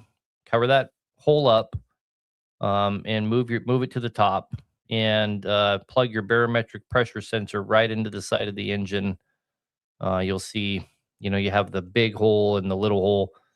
Your big hole is your barometric spot. Just take that plug out and size it down and plug right in right there, and your problem will go away. Okay. I'll give that a go. All right, brother. Good luck. Hey, I appreciate it. Thanks. Yep. Bye. Mhm. That design that Cat did there is so shitty that they recommend that you get rid of it, and they provide all the stuff to do it. How can you tell if a Cat engine is a King of the Hill engine or not? If it doesn't say it on the valve cover, you really have to take the engine serial number and look it up, or hook up to it on the ECM and look it up. One of those 3 methods is how you're going to find out. Does Cat provide it for free?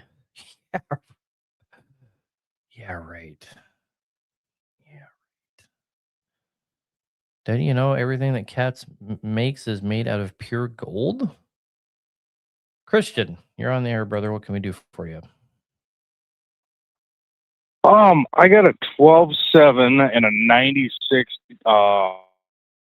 International, and it had 1.1 on it, blew it up, broke a wrist pin, and I'm overhauling it. I was just curious. I kind of want to throw a little power at it, but I don't want to throw turbo, cam at it. Just curious what goes for power. Pin.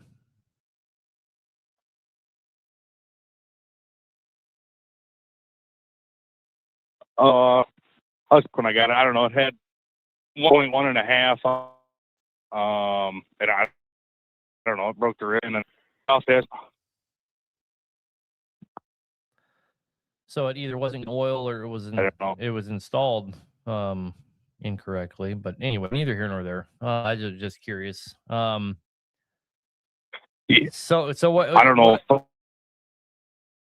What really asks safest for 12 without changing parts?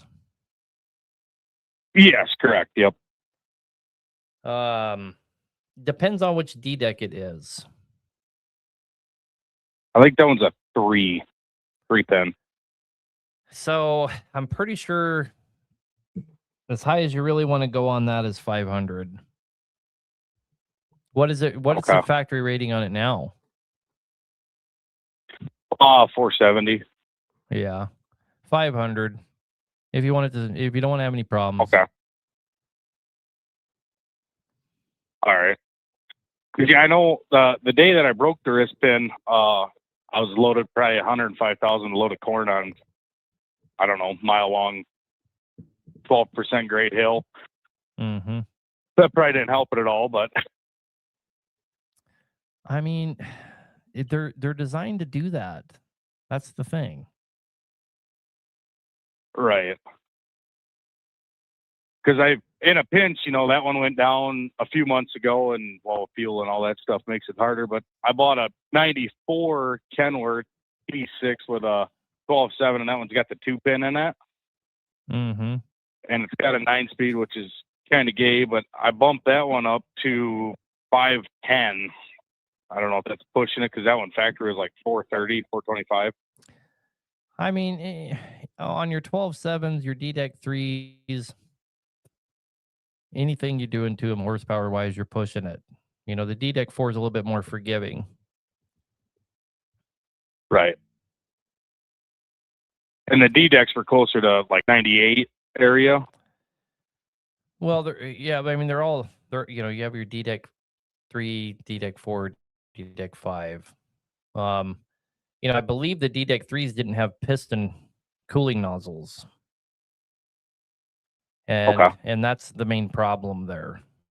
When you're pushing the horsepower, they just don't have the oiling setup for it. You know what I mean? Yep. So, okay. Your D-Deck. Yeah, I will probably keep her down there. I'd rather have a D-Deck 4 at 550 than a D-Deck 3 at 500, if that makes sense. Right. No, I get what you're saying. Yep. Because I had somebody else, the guy that had tuned, he was a Mennonite guy, not that that matters, that tuned my 94. He told me to try to find at least a D-Deck 3 to put back in this one if I ever pop this one, because this one's got 700,000 original on it.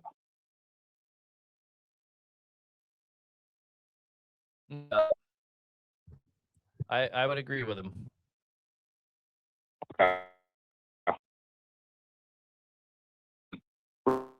Bill, keeping it. Go, bro. Good man. Yeah, thank you. Yep. Bye. Have a good night. Bye.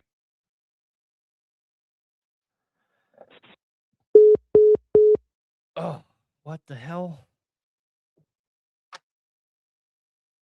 All right. I accidentally hung up on myself. That's special.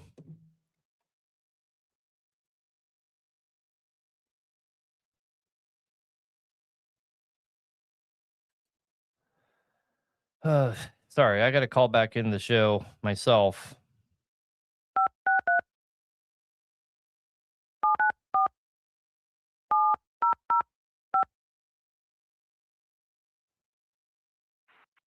Thank you for calling Call-In Studios host and call screener line. Please enter your show or meeting number and press pound.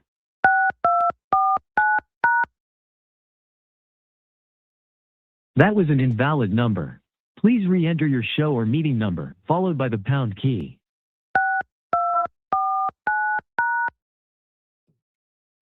That was an invalid number.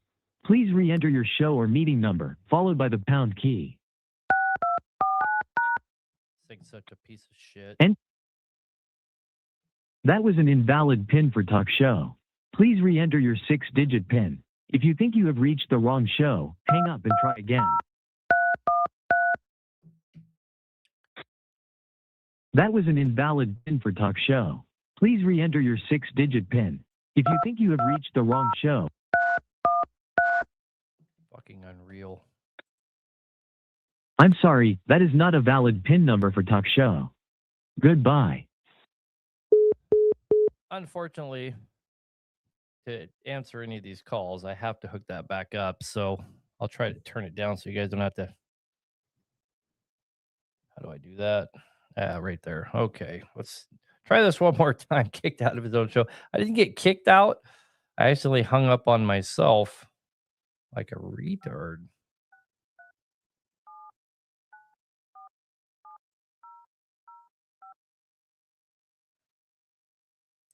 See if I can't fix it. Thank you for calling Call-In Studios host and call screener line.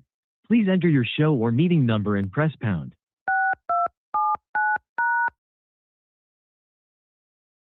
Enter your 6-digit PIN number.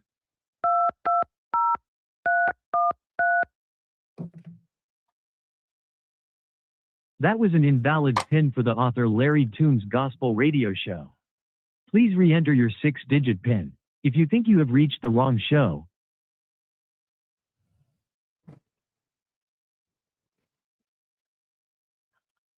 I gotta stop saying that hard R word. TikTok never misses it. They get me every time. They get me every freaking time.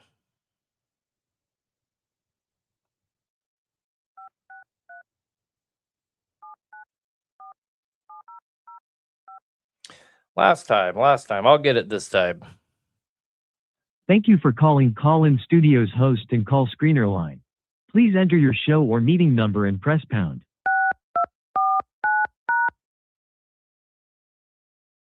Enter your 6-digit PIN number.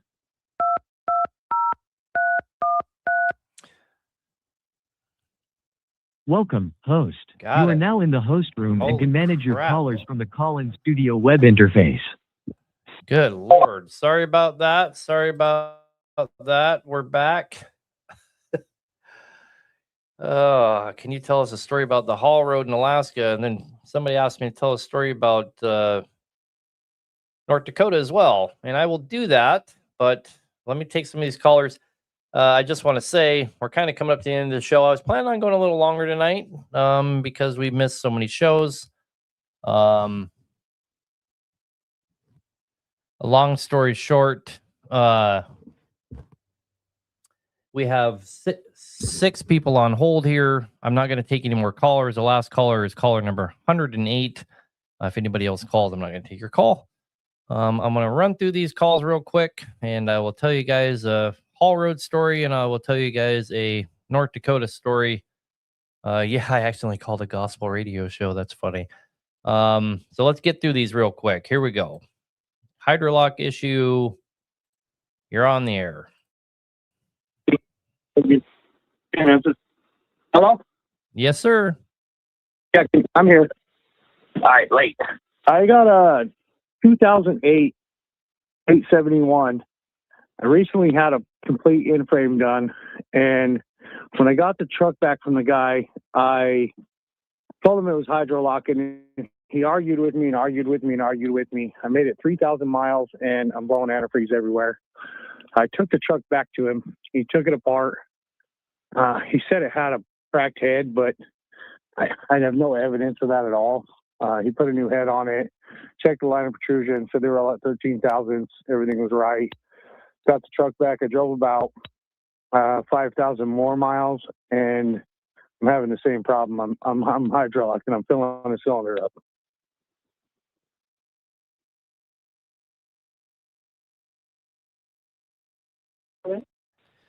So, you still there? Yeah, I'm here.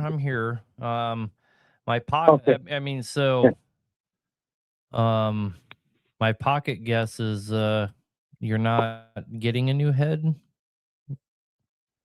No, two new heads both time. How sure are you? Let me give you. I'm 100% sure they came from Heavy Duty Pros, and I actually called Heavy Duty Pros myself and made sure that they sent him a replacement head. Because my go-to was a injector cup maybe or something, because the truck's not white smoking, truck running great. I mean, right now the truck will start and run. But it's pushing antifreeze out of the turbo if I leave the antifreeze cap on tight. Yeah. I mean, there was a question about the counterboards being cut right. Well, but he said the line of are measured right. I would have put them at 12, but you're certainly not going to have a problem in 5,000 miles at 13. But well, the 5,000 mile one was instantly, like, I brought the truck home the next day. It would not roll over, and he told me the engine was just tight. So I replaced the starter, replaced all the batteries, and still had the same issue. I towed it home 1,000 miles and took it back to him. Do you want to know what my guess? And he put a new head on it. My guess is we're ruining the head gasket every time we go back together. That's my guess. I hope it's that simple. It really can't. I hope it's that simple. So let's put it into perspective. Let's say that I'm the shop. Okay, I'm the shop. Yep. You bring it into me, and we have the same problem, and it happens instantly. There's no fucking way in hell it's the head. It's not the head. It's an it's an installation error of some kind, which kind of narrows it down really fucking quick, right? You know, Right. and it's ask me how I know. You think I've never had to warranty a head before it left the shop? I certainly have, right? Well, this guy completely is not. This second go round completely just basically told me to get screwed, and he's not going to help me. My biggest question is, I'm 100 miles south of you. Is there someone close you can recommend? You're 100 miles south of me? Yep. Give us a call tomorrow. We got a guy 30 miles south of us that's amazing, great guy. We support him doing all kinds of stuff. He does all kinds of jobs for us. You know, Mind you, I paid $38,600 for this rebuild, and still don't have a truck. yeah, but it's probably just a head gasket. We're probably fucking up the That's what head I'm gasket. It's most likely. It's too quick of problems for it to not be the head gasket. Right. I made it about 6,500 miles the second time. Right. I think you're dealing with installation errors over and over again. I really do. Your head probably wasn't bad the last time. That's right. Yeah, that's what I'm thinking also. Okay. All right, brother. All right. Well, I'll give you a call tomorrow, and I'll try to get with you. Thank you. I appreciate your time. Yes, sir. Bye. Yeah, I see you. Earbuds, brother. You're the last guy though, so hang on. All right, let's burn through these and we'll go to story time. Joe, you're on the air, brother. What can we do for you? Got a 2020 Cummins X15 recently deleted and turned up from 565 1850 or 565 1850 to 605 2050. Run great for about a week. Then it started pouring black smoke, and then the black smoke turned into a mist. Well, hold the head, and there's like a 1/4 inch by 1/4 inch triangle taken out of the intake valve. And number 6 piston liner looks like it has rust pits around, 3 inches from the top. And the top of the piston's covered in carbon, which that could be from the intake, too much air fuel mixture. But I don't understand the pitting in the liner. No, that's not Is pitting. that a overfueling issue? It's in the chunk of your valve? Yeah, but it looks like it had surface rust on it. Somebody took a wire brush to it. No, brother. You can't lose valve without it going on top of that piston crown. That's that valve smashing into that thing. Just that little tiny chunk. Yeah. That's eating the water out. Yeah, of course. Okay. All right, I'm probably going to be contacting y'all tomorrow about a rebuild. Yeah, I see y'all have the X15 in frame kit. So. Yeah, we have them in stock, so. Okay. All right, man. I appreciate it. That's all I needed. Do you think that's a tuning issue, or is that a common Cummins issue with the valves? Not a common issue on any truck. Okay. I've just seen a lot of videos of the Cummins valves with just chunks taken out of them. I was just curious. Well, I can tell you from a guy that rebuilds insane amount of them, it's not a thing. Okay. There's an external. So we actually seen a little slew of heads having problems, but they're parts failures don't take a long time. You get what I'm saying? Yeah. You don't have parts failure 400,000 or 500,000 miles later. You have parts failures 10,000, 30,000. They don't wait. Yeah, some fleet warning. Right. So there's no way in hell. That's a external problem. Something contributed to it. Okay. All right, brother. All right, man. I appreciate you. Yep. Bye.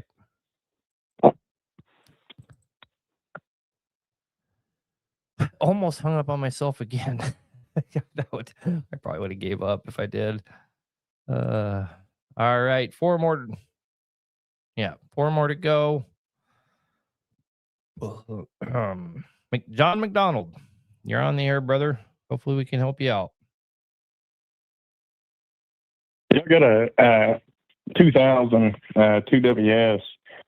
you come to a stop, that thing will go from about 180 all the way clear up to 210, and the fan won't kick on. I didn't know. I've tried that. I've sprayed the radiator out, thermostats, and everything else, and none of it seems to be working. Well, first of all, the fan doesn't come on until 218, so you're asking it to do something that it's literally not able to do. Okay. Yeah, I wasn't sure. It's got a new fan hub and everything like that on it. I wasn't sure when the fan actually came on it, but So here's the thing. Here's how you know if you have a problem. Okay. And this is for all diesel engines. If when the fan comes on, if it doesn't cool down the engine outside of you having to change the way that you drive. In other words, if normal operating, it doesn't cool the engine down, you have to decelerate, drop a gear, pull over to the side of the road. If you have to do anything at all for that engine to get itself under control, there's a major problem.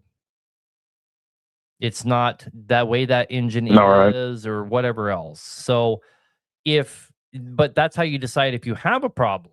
So what if it getting up to 210 really fast, that doesn't mean shit. The only thing that means anything at all is, does this engine cool itself back down if I don't do anything to help it? You know what I mean? You just keep driving, you just keep doing your thing, engine fan comes on and it cools it back down. You don't have any lights come on. It doesn't get away from you. You don't have a problem. You're chasing a problem that doesn't exist. right.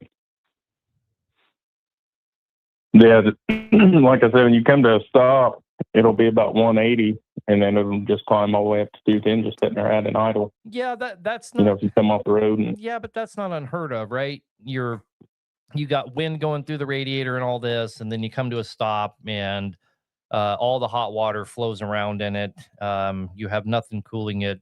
It's just not a concern, man. It's not. not ready.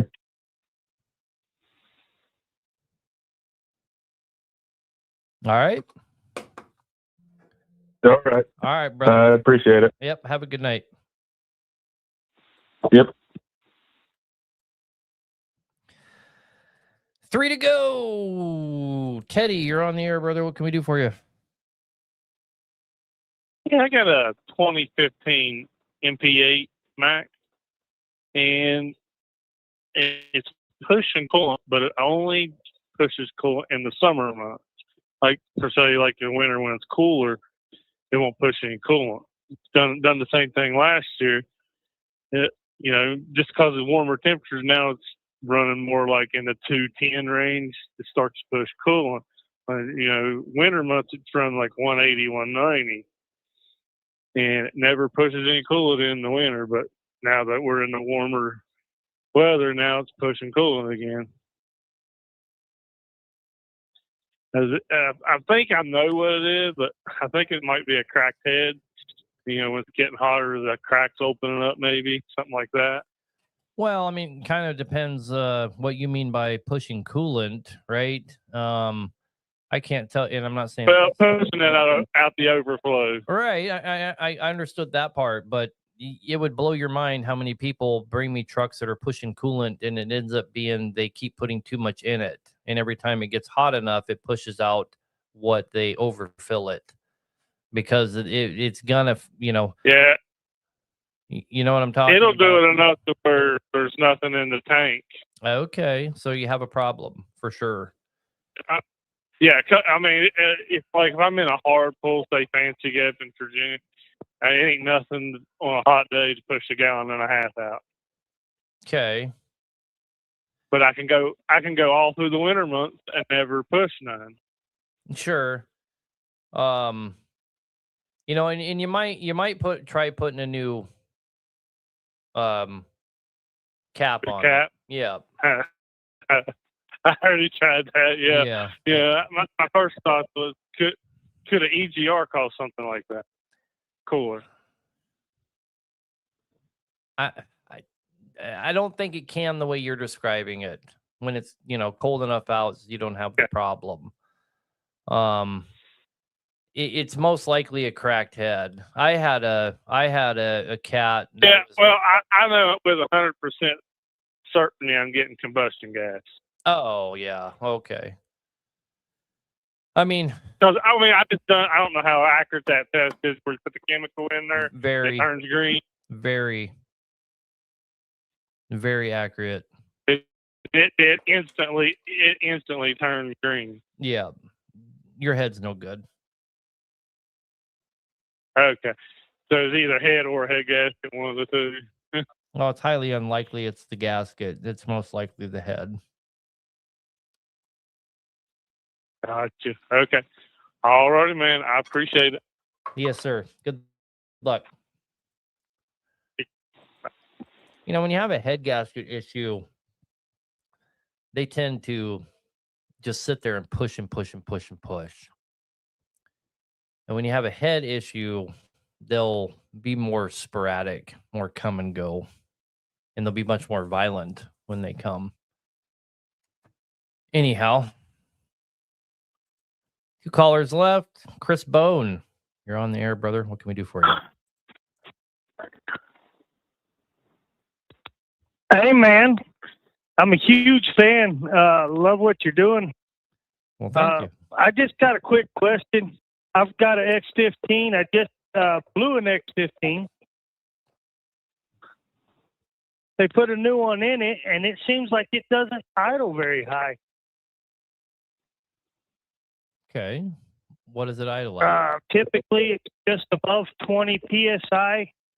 You pick up the high idle, it jumps up just under 40, but you stop at a red light or get stuck in traffic, it's down 22, 25.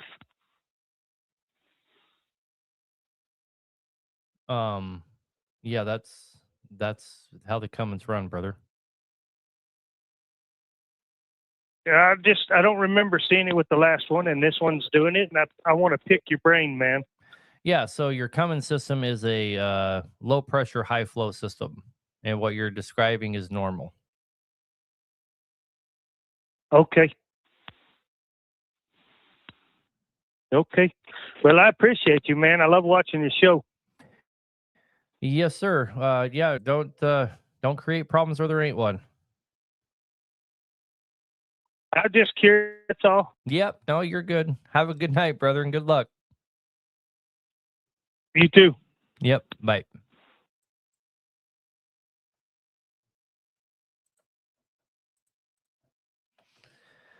Last caller. Keith, you hung on. What can we do for you? What's up, big dog? Not much, man. Hey, man. All right. I've got a 14389. Last time I put it on the computer, it's not the original motor. I think it's somewhere around 650. A friend of mine just pulled an ISX out of his. He thinks he spun a main bearing. I can pick that motor up. I think it is. Come drop it off with y'all or whatever. Drop that other motor on. Have y'all rebuild it. And I'll have a motor for this one. This one takes a shit. Is there anything I need to look for on that motor? I don't see any hot spots in the paint. Nothing catastrophic. So it probably needs a crank. I mean, to be Am I honest, thinking right? I mean, if you're just trying to get the truck back up and running, getting a long block from us, you know, and we'll even do the swap the stuff over and do all that for you. But, you know, it's to get a complete engine from us is probably not the route to go, because we would accept that core, right, for a long block. And you know, you can get, I mean, we just have so many options. Long block, we have short blocks, long block plus. We're trying to still be available for every budget, you know, like we have been in the past, just changing our business model some, all the way up to getting complete builds from us, and obviously getting, you know, we have a multitude of different complete builds as well, from our longevity and our performance and our elite build. So it's you know, Right. it's really you whatever you want, right? But you know, we still are entertaining doing stuff like you're talking about, you know, where we'll rebuild your engine if you bring it to us. We're not totally opposed to that. We're still intaking some of those, just not nearly like we used to. But you know, if you're just trying to get the truck up and running again, you're probably way better off doing a long block or long block plus on it and just moving everything over. So what kind of money are you talking about? And the main thing, I know the guy's done quite a bit of work to the motor in the past year or so. New turbo, new intake installs. The head's about a year old. I mean, there's a list of parts. But if I just brought it to you like it's a core, what is it worth as a core? Well, I mean, that's what I'm saying. It's worth something as a core if you know, that's what, if I was in your shoes, there's a hole in the block, right? No, there's no hole in the block. There's no hot spot in the paint. It locked up. Okay. So it's ruined, but a ruined block for us isn't a big deal, right? As long as it doesn't have a hole in it, we can fix it. So it's worth the most amount of money as a core, to be honest with you. You'll spend way too much fix it. What is it roughly worth as a core? Your exchange? Yeah. I mean, like if you brought it to us and wanted to sell it to us, we'd probably give you 2 for it, but it's worth like between 4 and 5 as a core out. You know what I mean? Right. Well, that's my question. I would probably get the motor 3,500 for something like that. If we could take all that. The turbo is like 2 months old. Right. We could. You know, there's a lot of stuff on it. That's why I'm saying a long block, brother, because you take all that stuff and save it. You're gonna throw it on the other engine.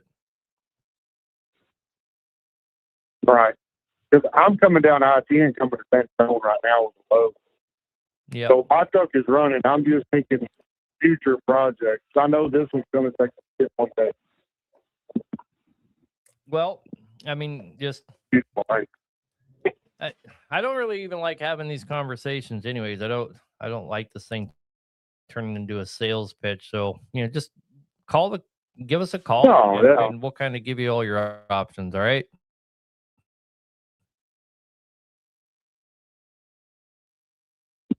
But I say, man. All right, you too, man. Love you a long time. Have a good night. All right, bye. All right, and that would be it for the calls. Thank God. A little street time. I'm trying to think of a good Alaska story, so I will start with North Dakota. I think it's an interesting story. How we ended up there. I think that's a story worth telling. You know, in the 2015 oil collapse, there was just nothing for anyone that was in the oil field service industry in Alaska. And I would go to work and I had, 11 drivers that drove for me plus 3 mechanics. And I'd go to work every day and there's literally no job for us to do. And everybody would just show up anyway. And it started to become really depressing. We're about 3 months into it. I would go to work, everybody would show up, and I would try all day to try and find work for us to do, and it would always just come up empty-handed. And actually, my business partner at the time, Dan Finney, he's in the comment section. How you doing, Dan? I'm going to tell some of our story here. So, I'm not one to ever give up. So I talked my buddies into going down to the lower 48. We started looking in the lower 48. We found a Volvo plant that was being built in South Carolina.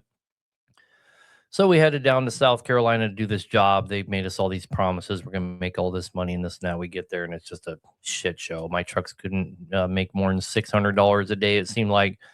And it was the biggest mistake we could have ever made. And my trucks just weren't spec'd to be in a place like South Carolina. We're too heavy. We're 310-inch wheelbase and 46,000-pound rear ends with air lockers all around, and dual frame rails and 14,000-pound front ends, and it just wasn't going to happen. Our best truck hauled 22 tons, and everybody else could haul, 28, 26 tons. They could make money. We couldn't, and we just weren't built for it. So,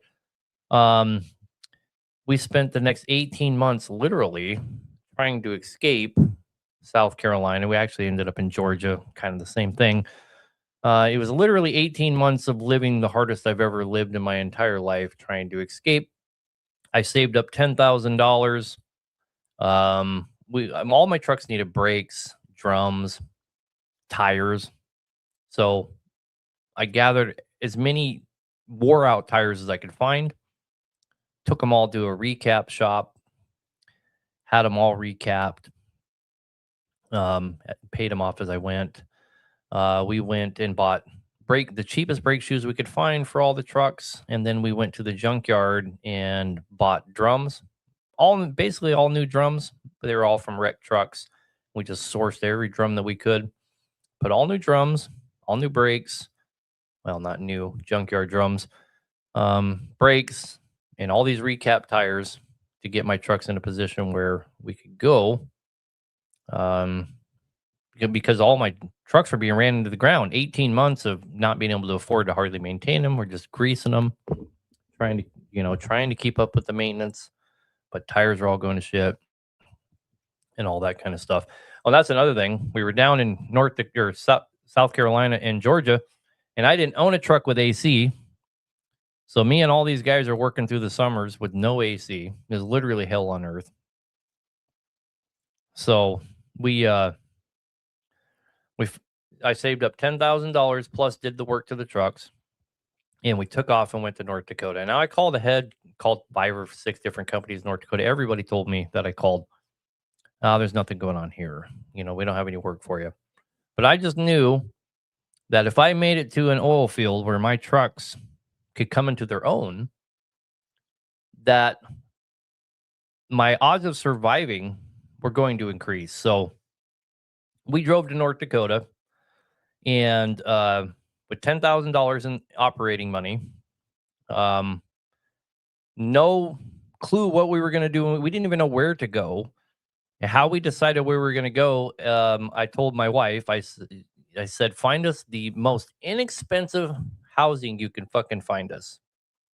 So she found this place in Ross, North Dakota that had a cabin. It's just a man camp cabin, 1 bedroom. The bedroom, bathroom, and kitchen were all the same room. Only had one, twin size bed. $300 a month. That was all we could afford. So we get there, and my wife and the girls would sleep in the house, and me and Matthew and Jacob, the boys, Elijah, we'd all sleep in the truck. And I went for a walk around the neighborhood. Ross just happened to be an industrial neighborhood. We didn't know before we got there. Walked around. First day, I ran into a brick wall. Second day, a guy told me, well, if you had water trailers, we could give you work. So, this is coming out of the 2015 oil collapse. There's water trailers everywhere. So I just walked around to every shop I could find with a water trailer and asked if I could rent their trailer. Next thing you know, I had 6 trailers rented.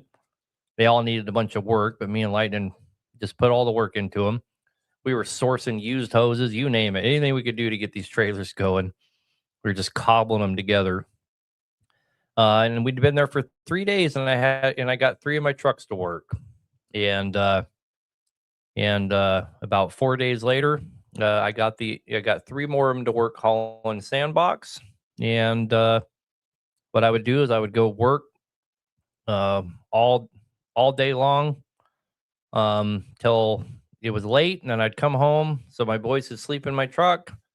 Then I'd go haul again, and that's how we lived for about 3 months until we made enough money to get a shop.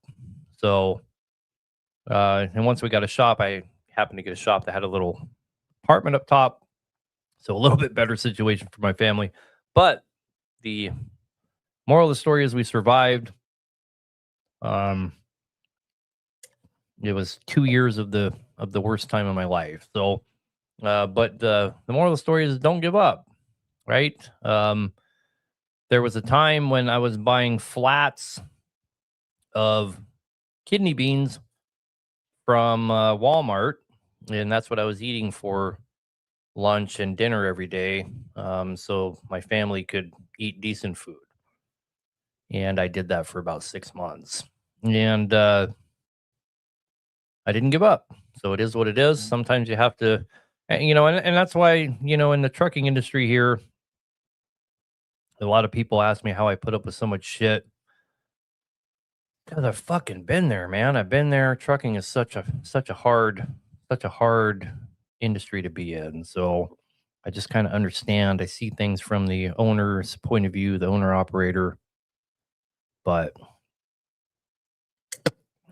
long story short, that's my North Dakota story. Obviously, in North Dakota there, not only did we survive, we went on to thrive. I was able to get the last of my trucks from Alaska down to North Dakota, and then I purchased several more and ended up maneuvering myself into a position where I owned 20-some trucks and had dozens of leasers working for me, and I could fill my 5-acre yard with all of my equipment, had multiple trailers, I had hoppers, I had sand chassis, I had a water trailer for every truck I owned, I had 3 or 4 flatbeds. And I did that in a very short span of time. It took me about 2 years to grow that big. So I just needed the right situation. But anyway, I was much more prepared for the 2020 oil collapse. I was much wiser. And I don't have any horror stories about the 2020 collapse. I just parked all my shit. I owned everything outright. It's no big deal. Now, Alaska, I'll tell you a funny story about Alaska. That you can never describe to somebody that hasn't been to Alaska. You remember when the Alaska trucks were at Trademark? Yep, Trademark Truck Lines. That's where, if it hadn't been for Trademark Truck Lines down in Georgia, I know it's a side story there, I probably wouldn't have made it. There was some good boys in Georgia that really just kind of reached out and helped us through that hardest time. And if they hadn't have done that, there's no way we would have made it. But so that's another thing, I have to look back at my history and say, well, if these guys hadn't have helped us, other truck drivers hadn't helped us, we wouldn't have made it to where we're at. So who am I to not help out a fellow trucker that's down and out? But anyway, back to Alaska. Anybody that's never driven the haul road, you watch Ice Road Truckers, and Ice Road Truckers kind of doesn't tell you the story because they try to make it on the ice road. Nobody ever gets killed on the ice road. The ice road's not scary. It's getting there where everybody gets killed and all the scary stuff happens. You're pulling, 14 to 18% grades all the way there. Put it into perspective, guys. It's a 510-mile trip. Let's do some math here. I got a calculator. 510-mile trip. The average trip takes about 12 hours. So that's averaging 42 miles an hour. It's not uncommon for a trip to take 14 hours. They're averaging 36 miles an hour. And everybody drives as fast as a truck will go. It's not uncommon for you to be on the haul road and your truck to be going 70 miles an hour. You're trying to do that at all times. So if you're traveling 70 miles an hour all the time and you're averaging 36 miles an hour, that should give you an idea of how much of your time is spent in the low side, pulling your fucking guts out on the Alaska haul road. It's incredibly challenging road to drive. It's dirt road basically the entire way.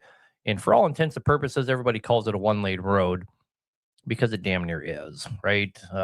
There's no shoulder. The saying up there is it's not if you go off the road, it's when, because everybody eventually goes off the road because there's no shoulder. Pretty scary.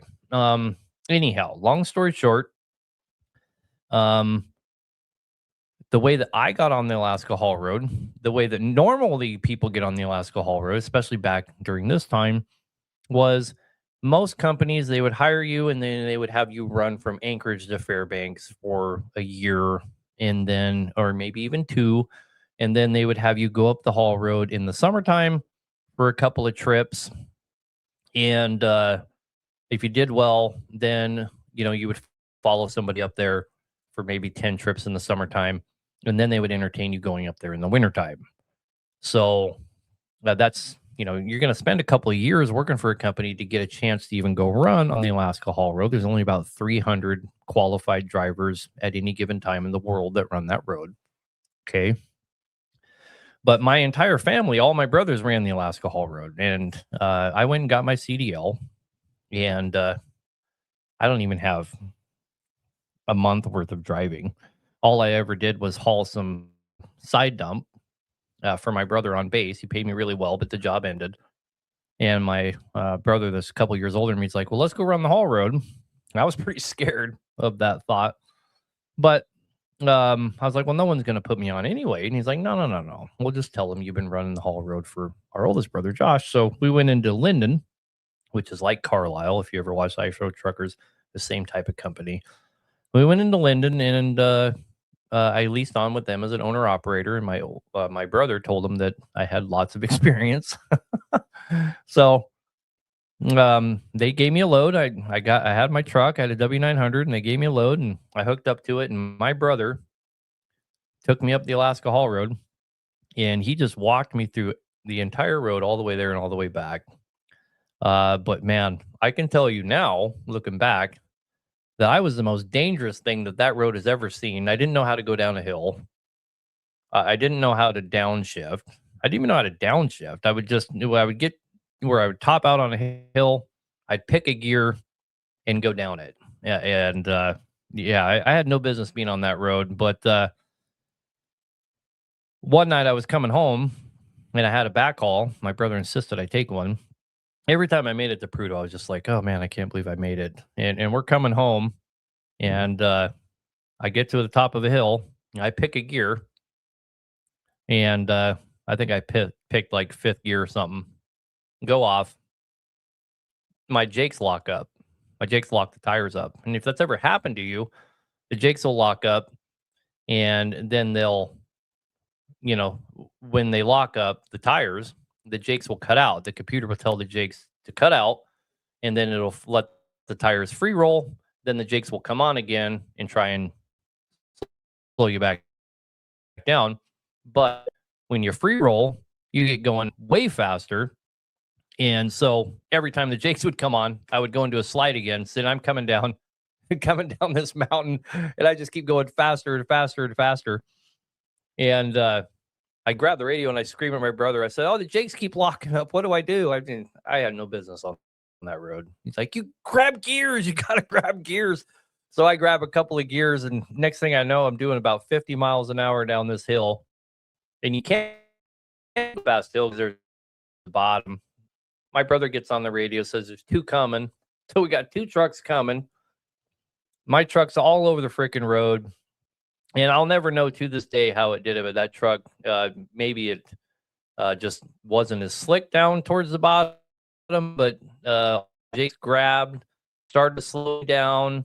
The brakes started working again, and I was able to gather it up. I went through the corner a hell of a lot faster than I should have, blew past those two trucks a hell of a lot faster than I should have, but I did survive it. And when I got home, I said I would never, ever drive that haul road again. That was only my third trip.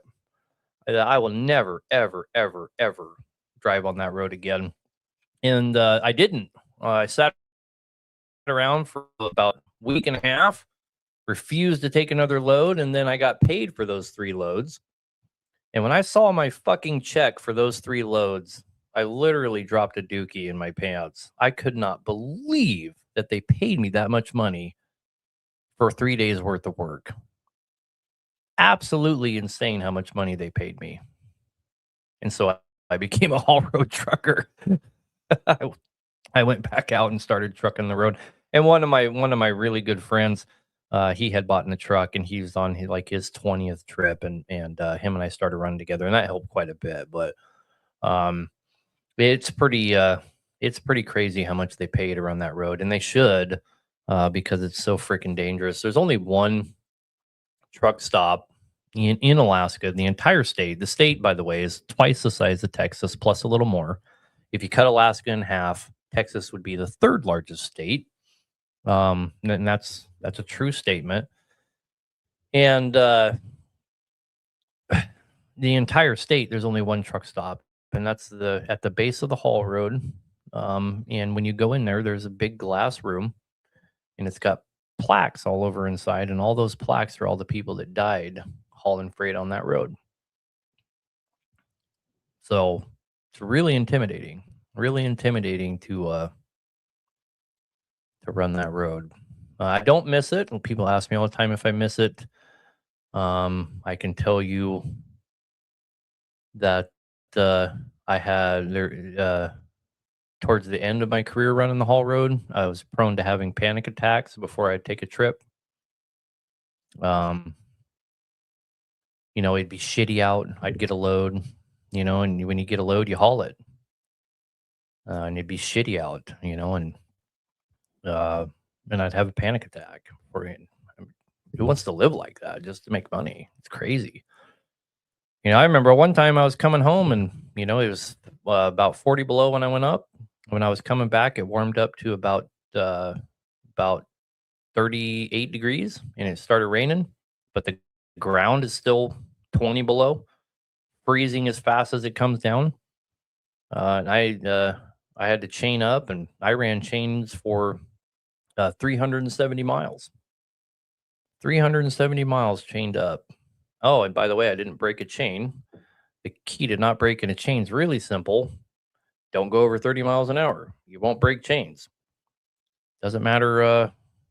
You won't break chains. Chains don't just break. They only break from speed. I'm living proof of that. When you're chaining up like that, you're throwing sets on both drives. You're throwing a set on the steer, and you're throwing drag chains on the trailer.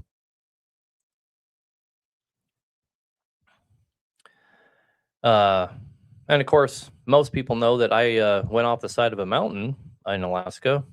Same kind of situation. I was pulling 5 mile coming home. That means I'm 5 miles from the Elliott. I was southbound coming home. It was snowing like a banshee. 5 miles, a huge climb. And when I get up on top, the snow turned to rain. And I stopped in the parking lot up there, and my truck slid all the way across the parking lot, truck and trailer. I had a huge load of steel on. I was bringing scrap steel home. And slid all the way across the parking lot. And I should have known right then and there that I should just park it. I should have just popped the brakes and called it a night. But I didn't. I was only 5 miles away from being off the haul road. You have another 70 miles of the Elliott Highway, but that's all paved. I thought, well, if I can just get these last 5 miles and get on the Elliott, I can make it home. So I got out, and I was smart enough to chain up. I put chains on the drives, put chains on the steer because it was so slick, and put a drag chain on the trailer. And I decided to go trucking, rolled on down, got into 3 mile. Remember, I'm 5 miles away from the Elliott Highway. And 3 mile has a big super like this. Super is a curved part of the road. So I'm coming around that super, and I got my backup lights on. I'm only doing about 15 miles an hour. And I saw my trailer just came off that super and went right off the side of the mountain. I saw the lights on the marker lights, and that trailer went off the side of the mountain beside me. Yeah, and you can imagine the feeling, knowing that you're about to get ripped off the road and down the side of a mountain. I mean, there's this whole period of time, where it's over like time stood still. And I already know what's getting ready to happen to me. And of course, I didn't just wait. I floored it, of course. And sure enough, the truck jerks like that because the trailer obviously grabbed, started to pull me. And later on, you can see 2 giant ruts where I had it floored trying not to go off that mountain. I dug 2 trenches. And when that trailer drug me to the edge, the truck to the edge, it actually whipped me from the inertia of that trailer falling down the side of the mountain. And when it whipped me, the truck went airborne. And I distinctly remember, like, everything was quiet because the truck was airborne. There was nothing to make sound. I was just, And I knew when we hit that it was going to kill me. And I had Matthew and Jacob, my sons that run Bennett Truck Center, they were in the sleeper. And I knew it was going to kill all of us when we hit. And we did. When we hit, I immediately got knocked out. I woke up a few seconds later, I'm assuming. I just remember waking up and we were rolling down the hill. So I woke up while we were rolling. I got knocked out again. And I woke up and truck was upright. I'm still sitting still holding on to the steering wheel, still sitting there in the driver's seat. And start looking around and realize that I'm really not that hurt. I was wearing my seatbelt. Truck is just fucking destroyed. At this point, I'm not remembering that I had my kids. Then all of a sudden it dawns on me that I had my kids. I look behind me and the sleeper's gone. It's not even there. And I'll tell you, my heart literally, I mean, my kids aren't there. Sleeper's not there. Yeah, and I mean, it's hard to describe the feeling. I just figured that, I obviously assumed. So I got out. Doors wouldn't work, of course, and I just basically turned around and stepped right through where the sleeper used to be, jumped out on the ground, and looked up around on the hillside there and saw something moving, and it was my kids. They were on the side of the mountain, so I booked my ass up there, and my boy laying on the ground there, he goes, Dad, why'd you, it was Matthew, he goes, Dad, why did you put us outside? Oh man, I couldn't believe it. I was like, well, I didn't, son. I said, we fucking wrecked. Look at the truck. And he starts to cry a little bit because he's realizing what happened. He's in shock. Both boys were asleep. And I'll tell you how they ended up there in a second. And my other little boy, Jacob, he looks at his brother, Matt, and he goes, will you shut the fuck up so Dad can figure out what we're going to do? It's like, oh, just a little hard ass. Like, holy shit. It's raining on us too, by the way. It's freezing. But what had happened is I had that Kenworth W900, had an Aerodyne sleeper. Those Aerodynes, the very, very, very top cap is made out of fiberglass. The whole thing's aluminum, but the very top is made out of fiberglass. So on that first roll, when we rolled, it ripped that fiberglass top off, and they were both in the top bunk. They fell into the fiberglass top, and it ripped it off, and they just got deposited on the side of the mountain. They didn't get tore up. They didn't get hurt. Not a scratch. And I just kept rolling down the mountain. They were like basically at the top of the mountain. The first roll, ripped the cap off, left them right there. Absolutely amazing. But yeah, that's pretty much that. Another truck came along a little bit later. It was actually a Carlisle truck. He was chained up all the way around. He had a retarder, so he was able to go a lot faster. And that was my big mistake. It actually wasn't going fast enough, to be honest with you guys. But anyway, we rode down with him. Pretty scary getting back down, but and he only went as far as the Elliott and pulled into the state camp there and refused to go any further. But the state camp, well, we were able to go in and get warm and whatnot. But yeah, really crazy deal. So that's a haul road story for you guys. But anyway, I guess that's probably it for tonight.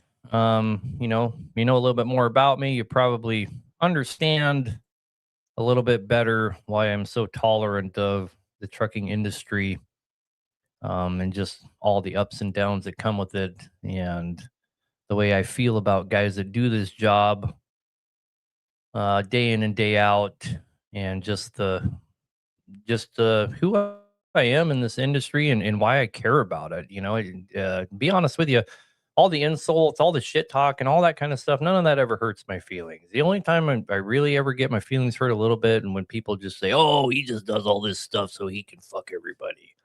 Yeah, no, that's really not it. I can tell you from the bottom of my heart, that's really not it. I just have such a deep love for this industry and all the guys in it. There's such unique people that do this, and we keep this entire country moving. And without us, everything comes to a stop. Yeah, and and nobody understands that. So anyway, guys, love you all a long time. I appreciate it. Sorry I missed a couple shows. Try to make sure I don't miss any more. And I'll see you guys soon. Thank you for being here. Thank you for being a part of the show, especially all you regulars. Absolutely appreciate you. I'll see you guys next week. You guys have a good night.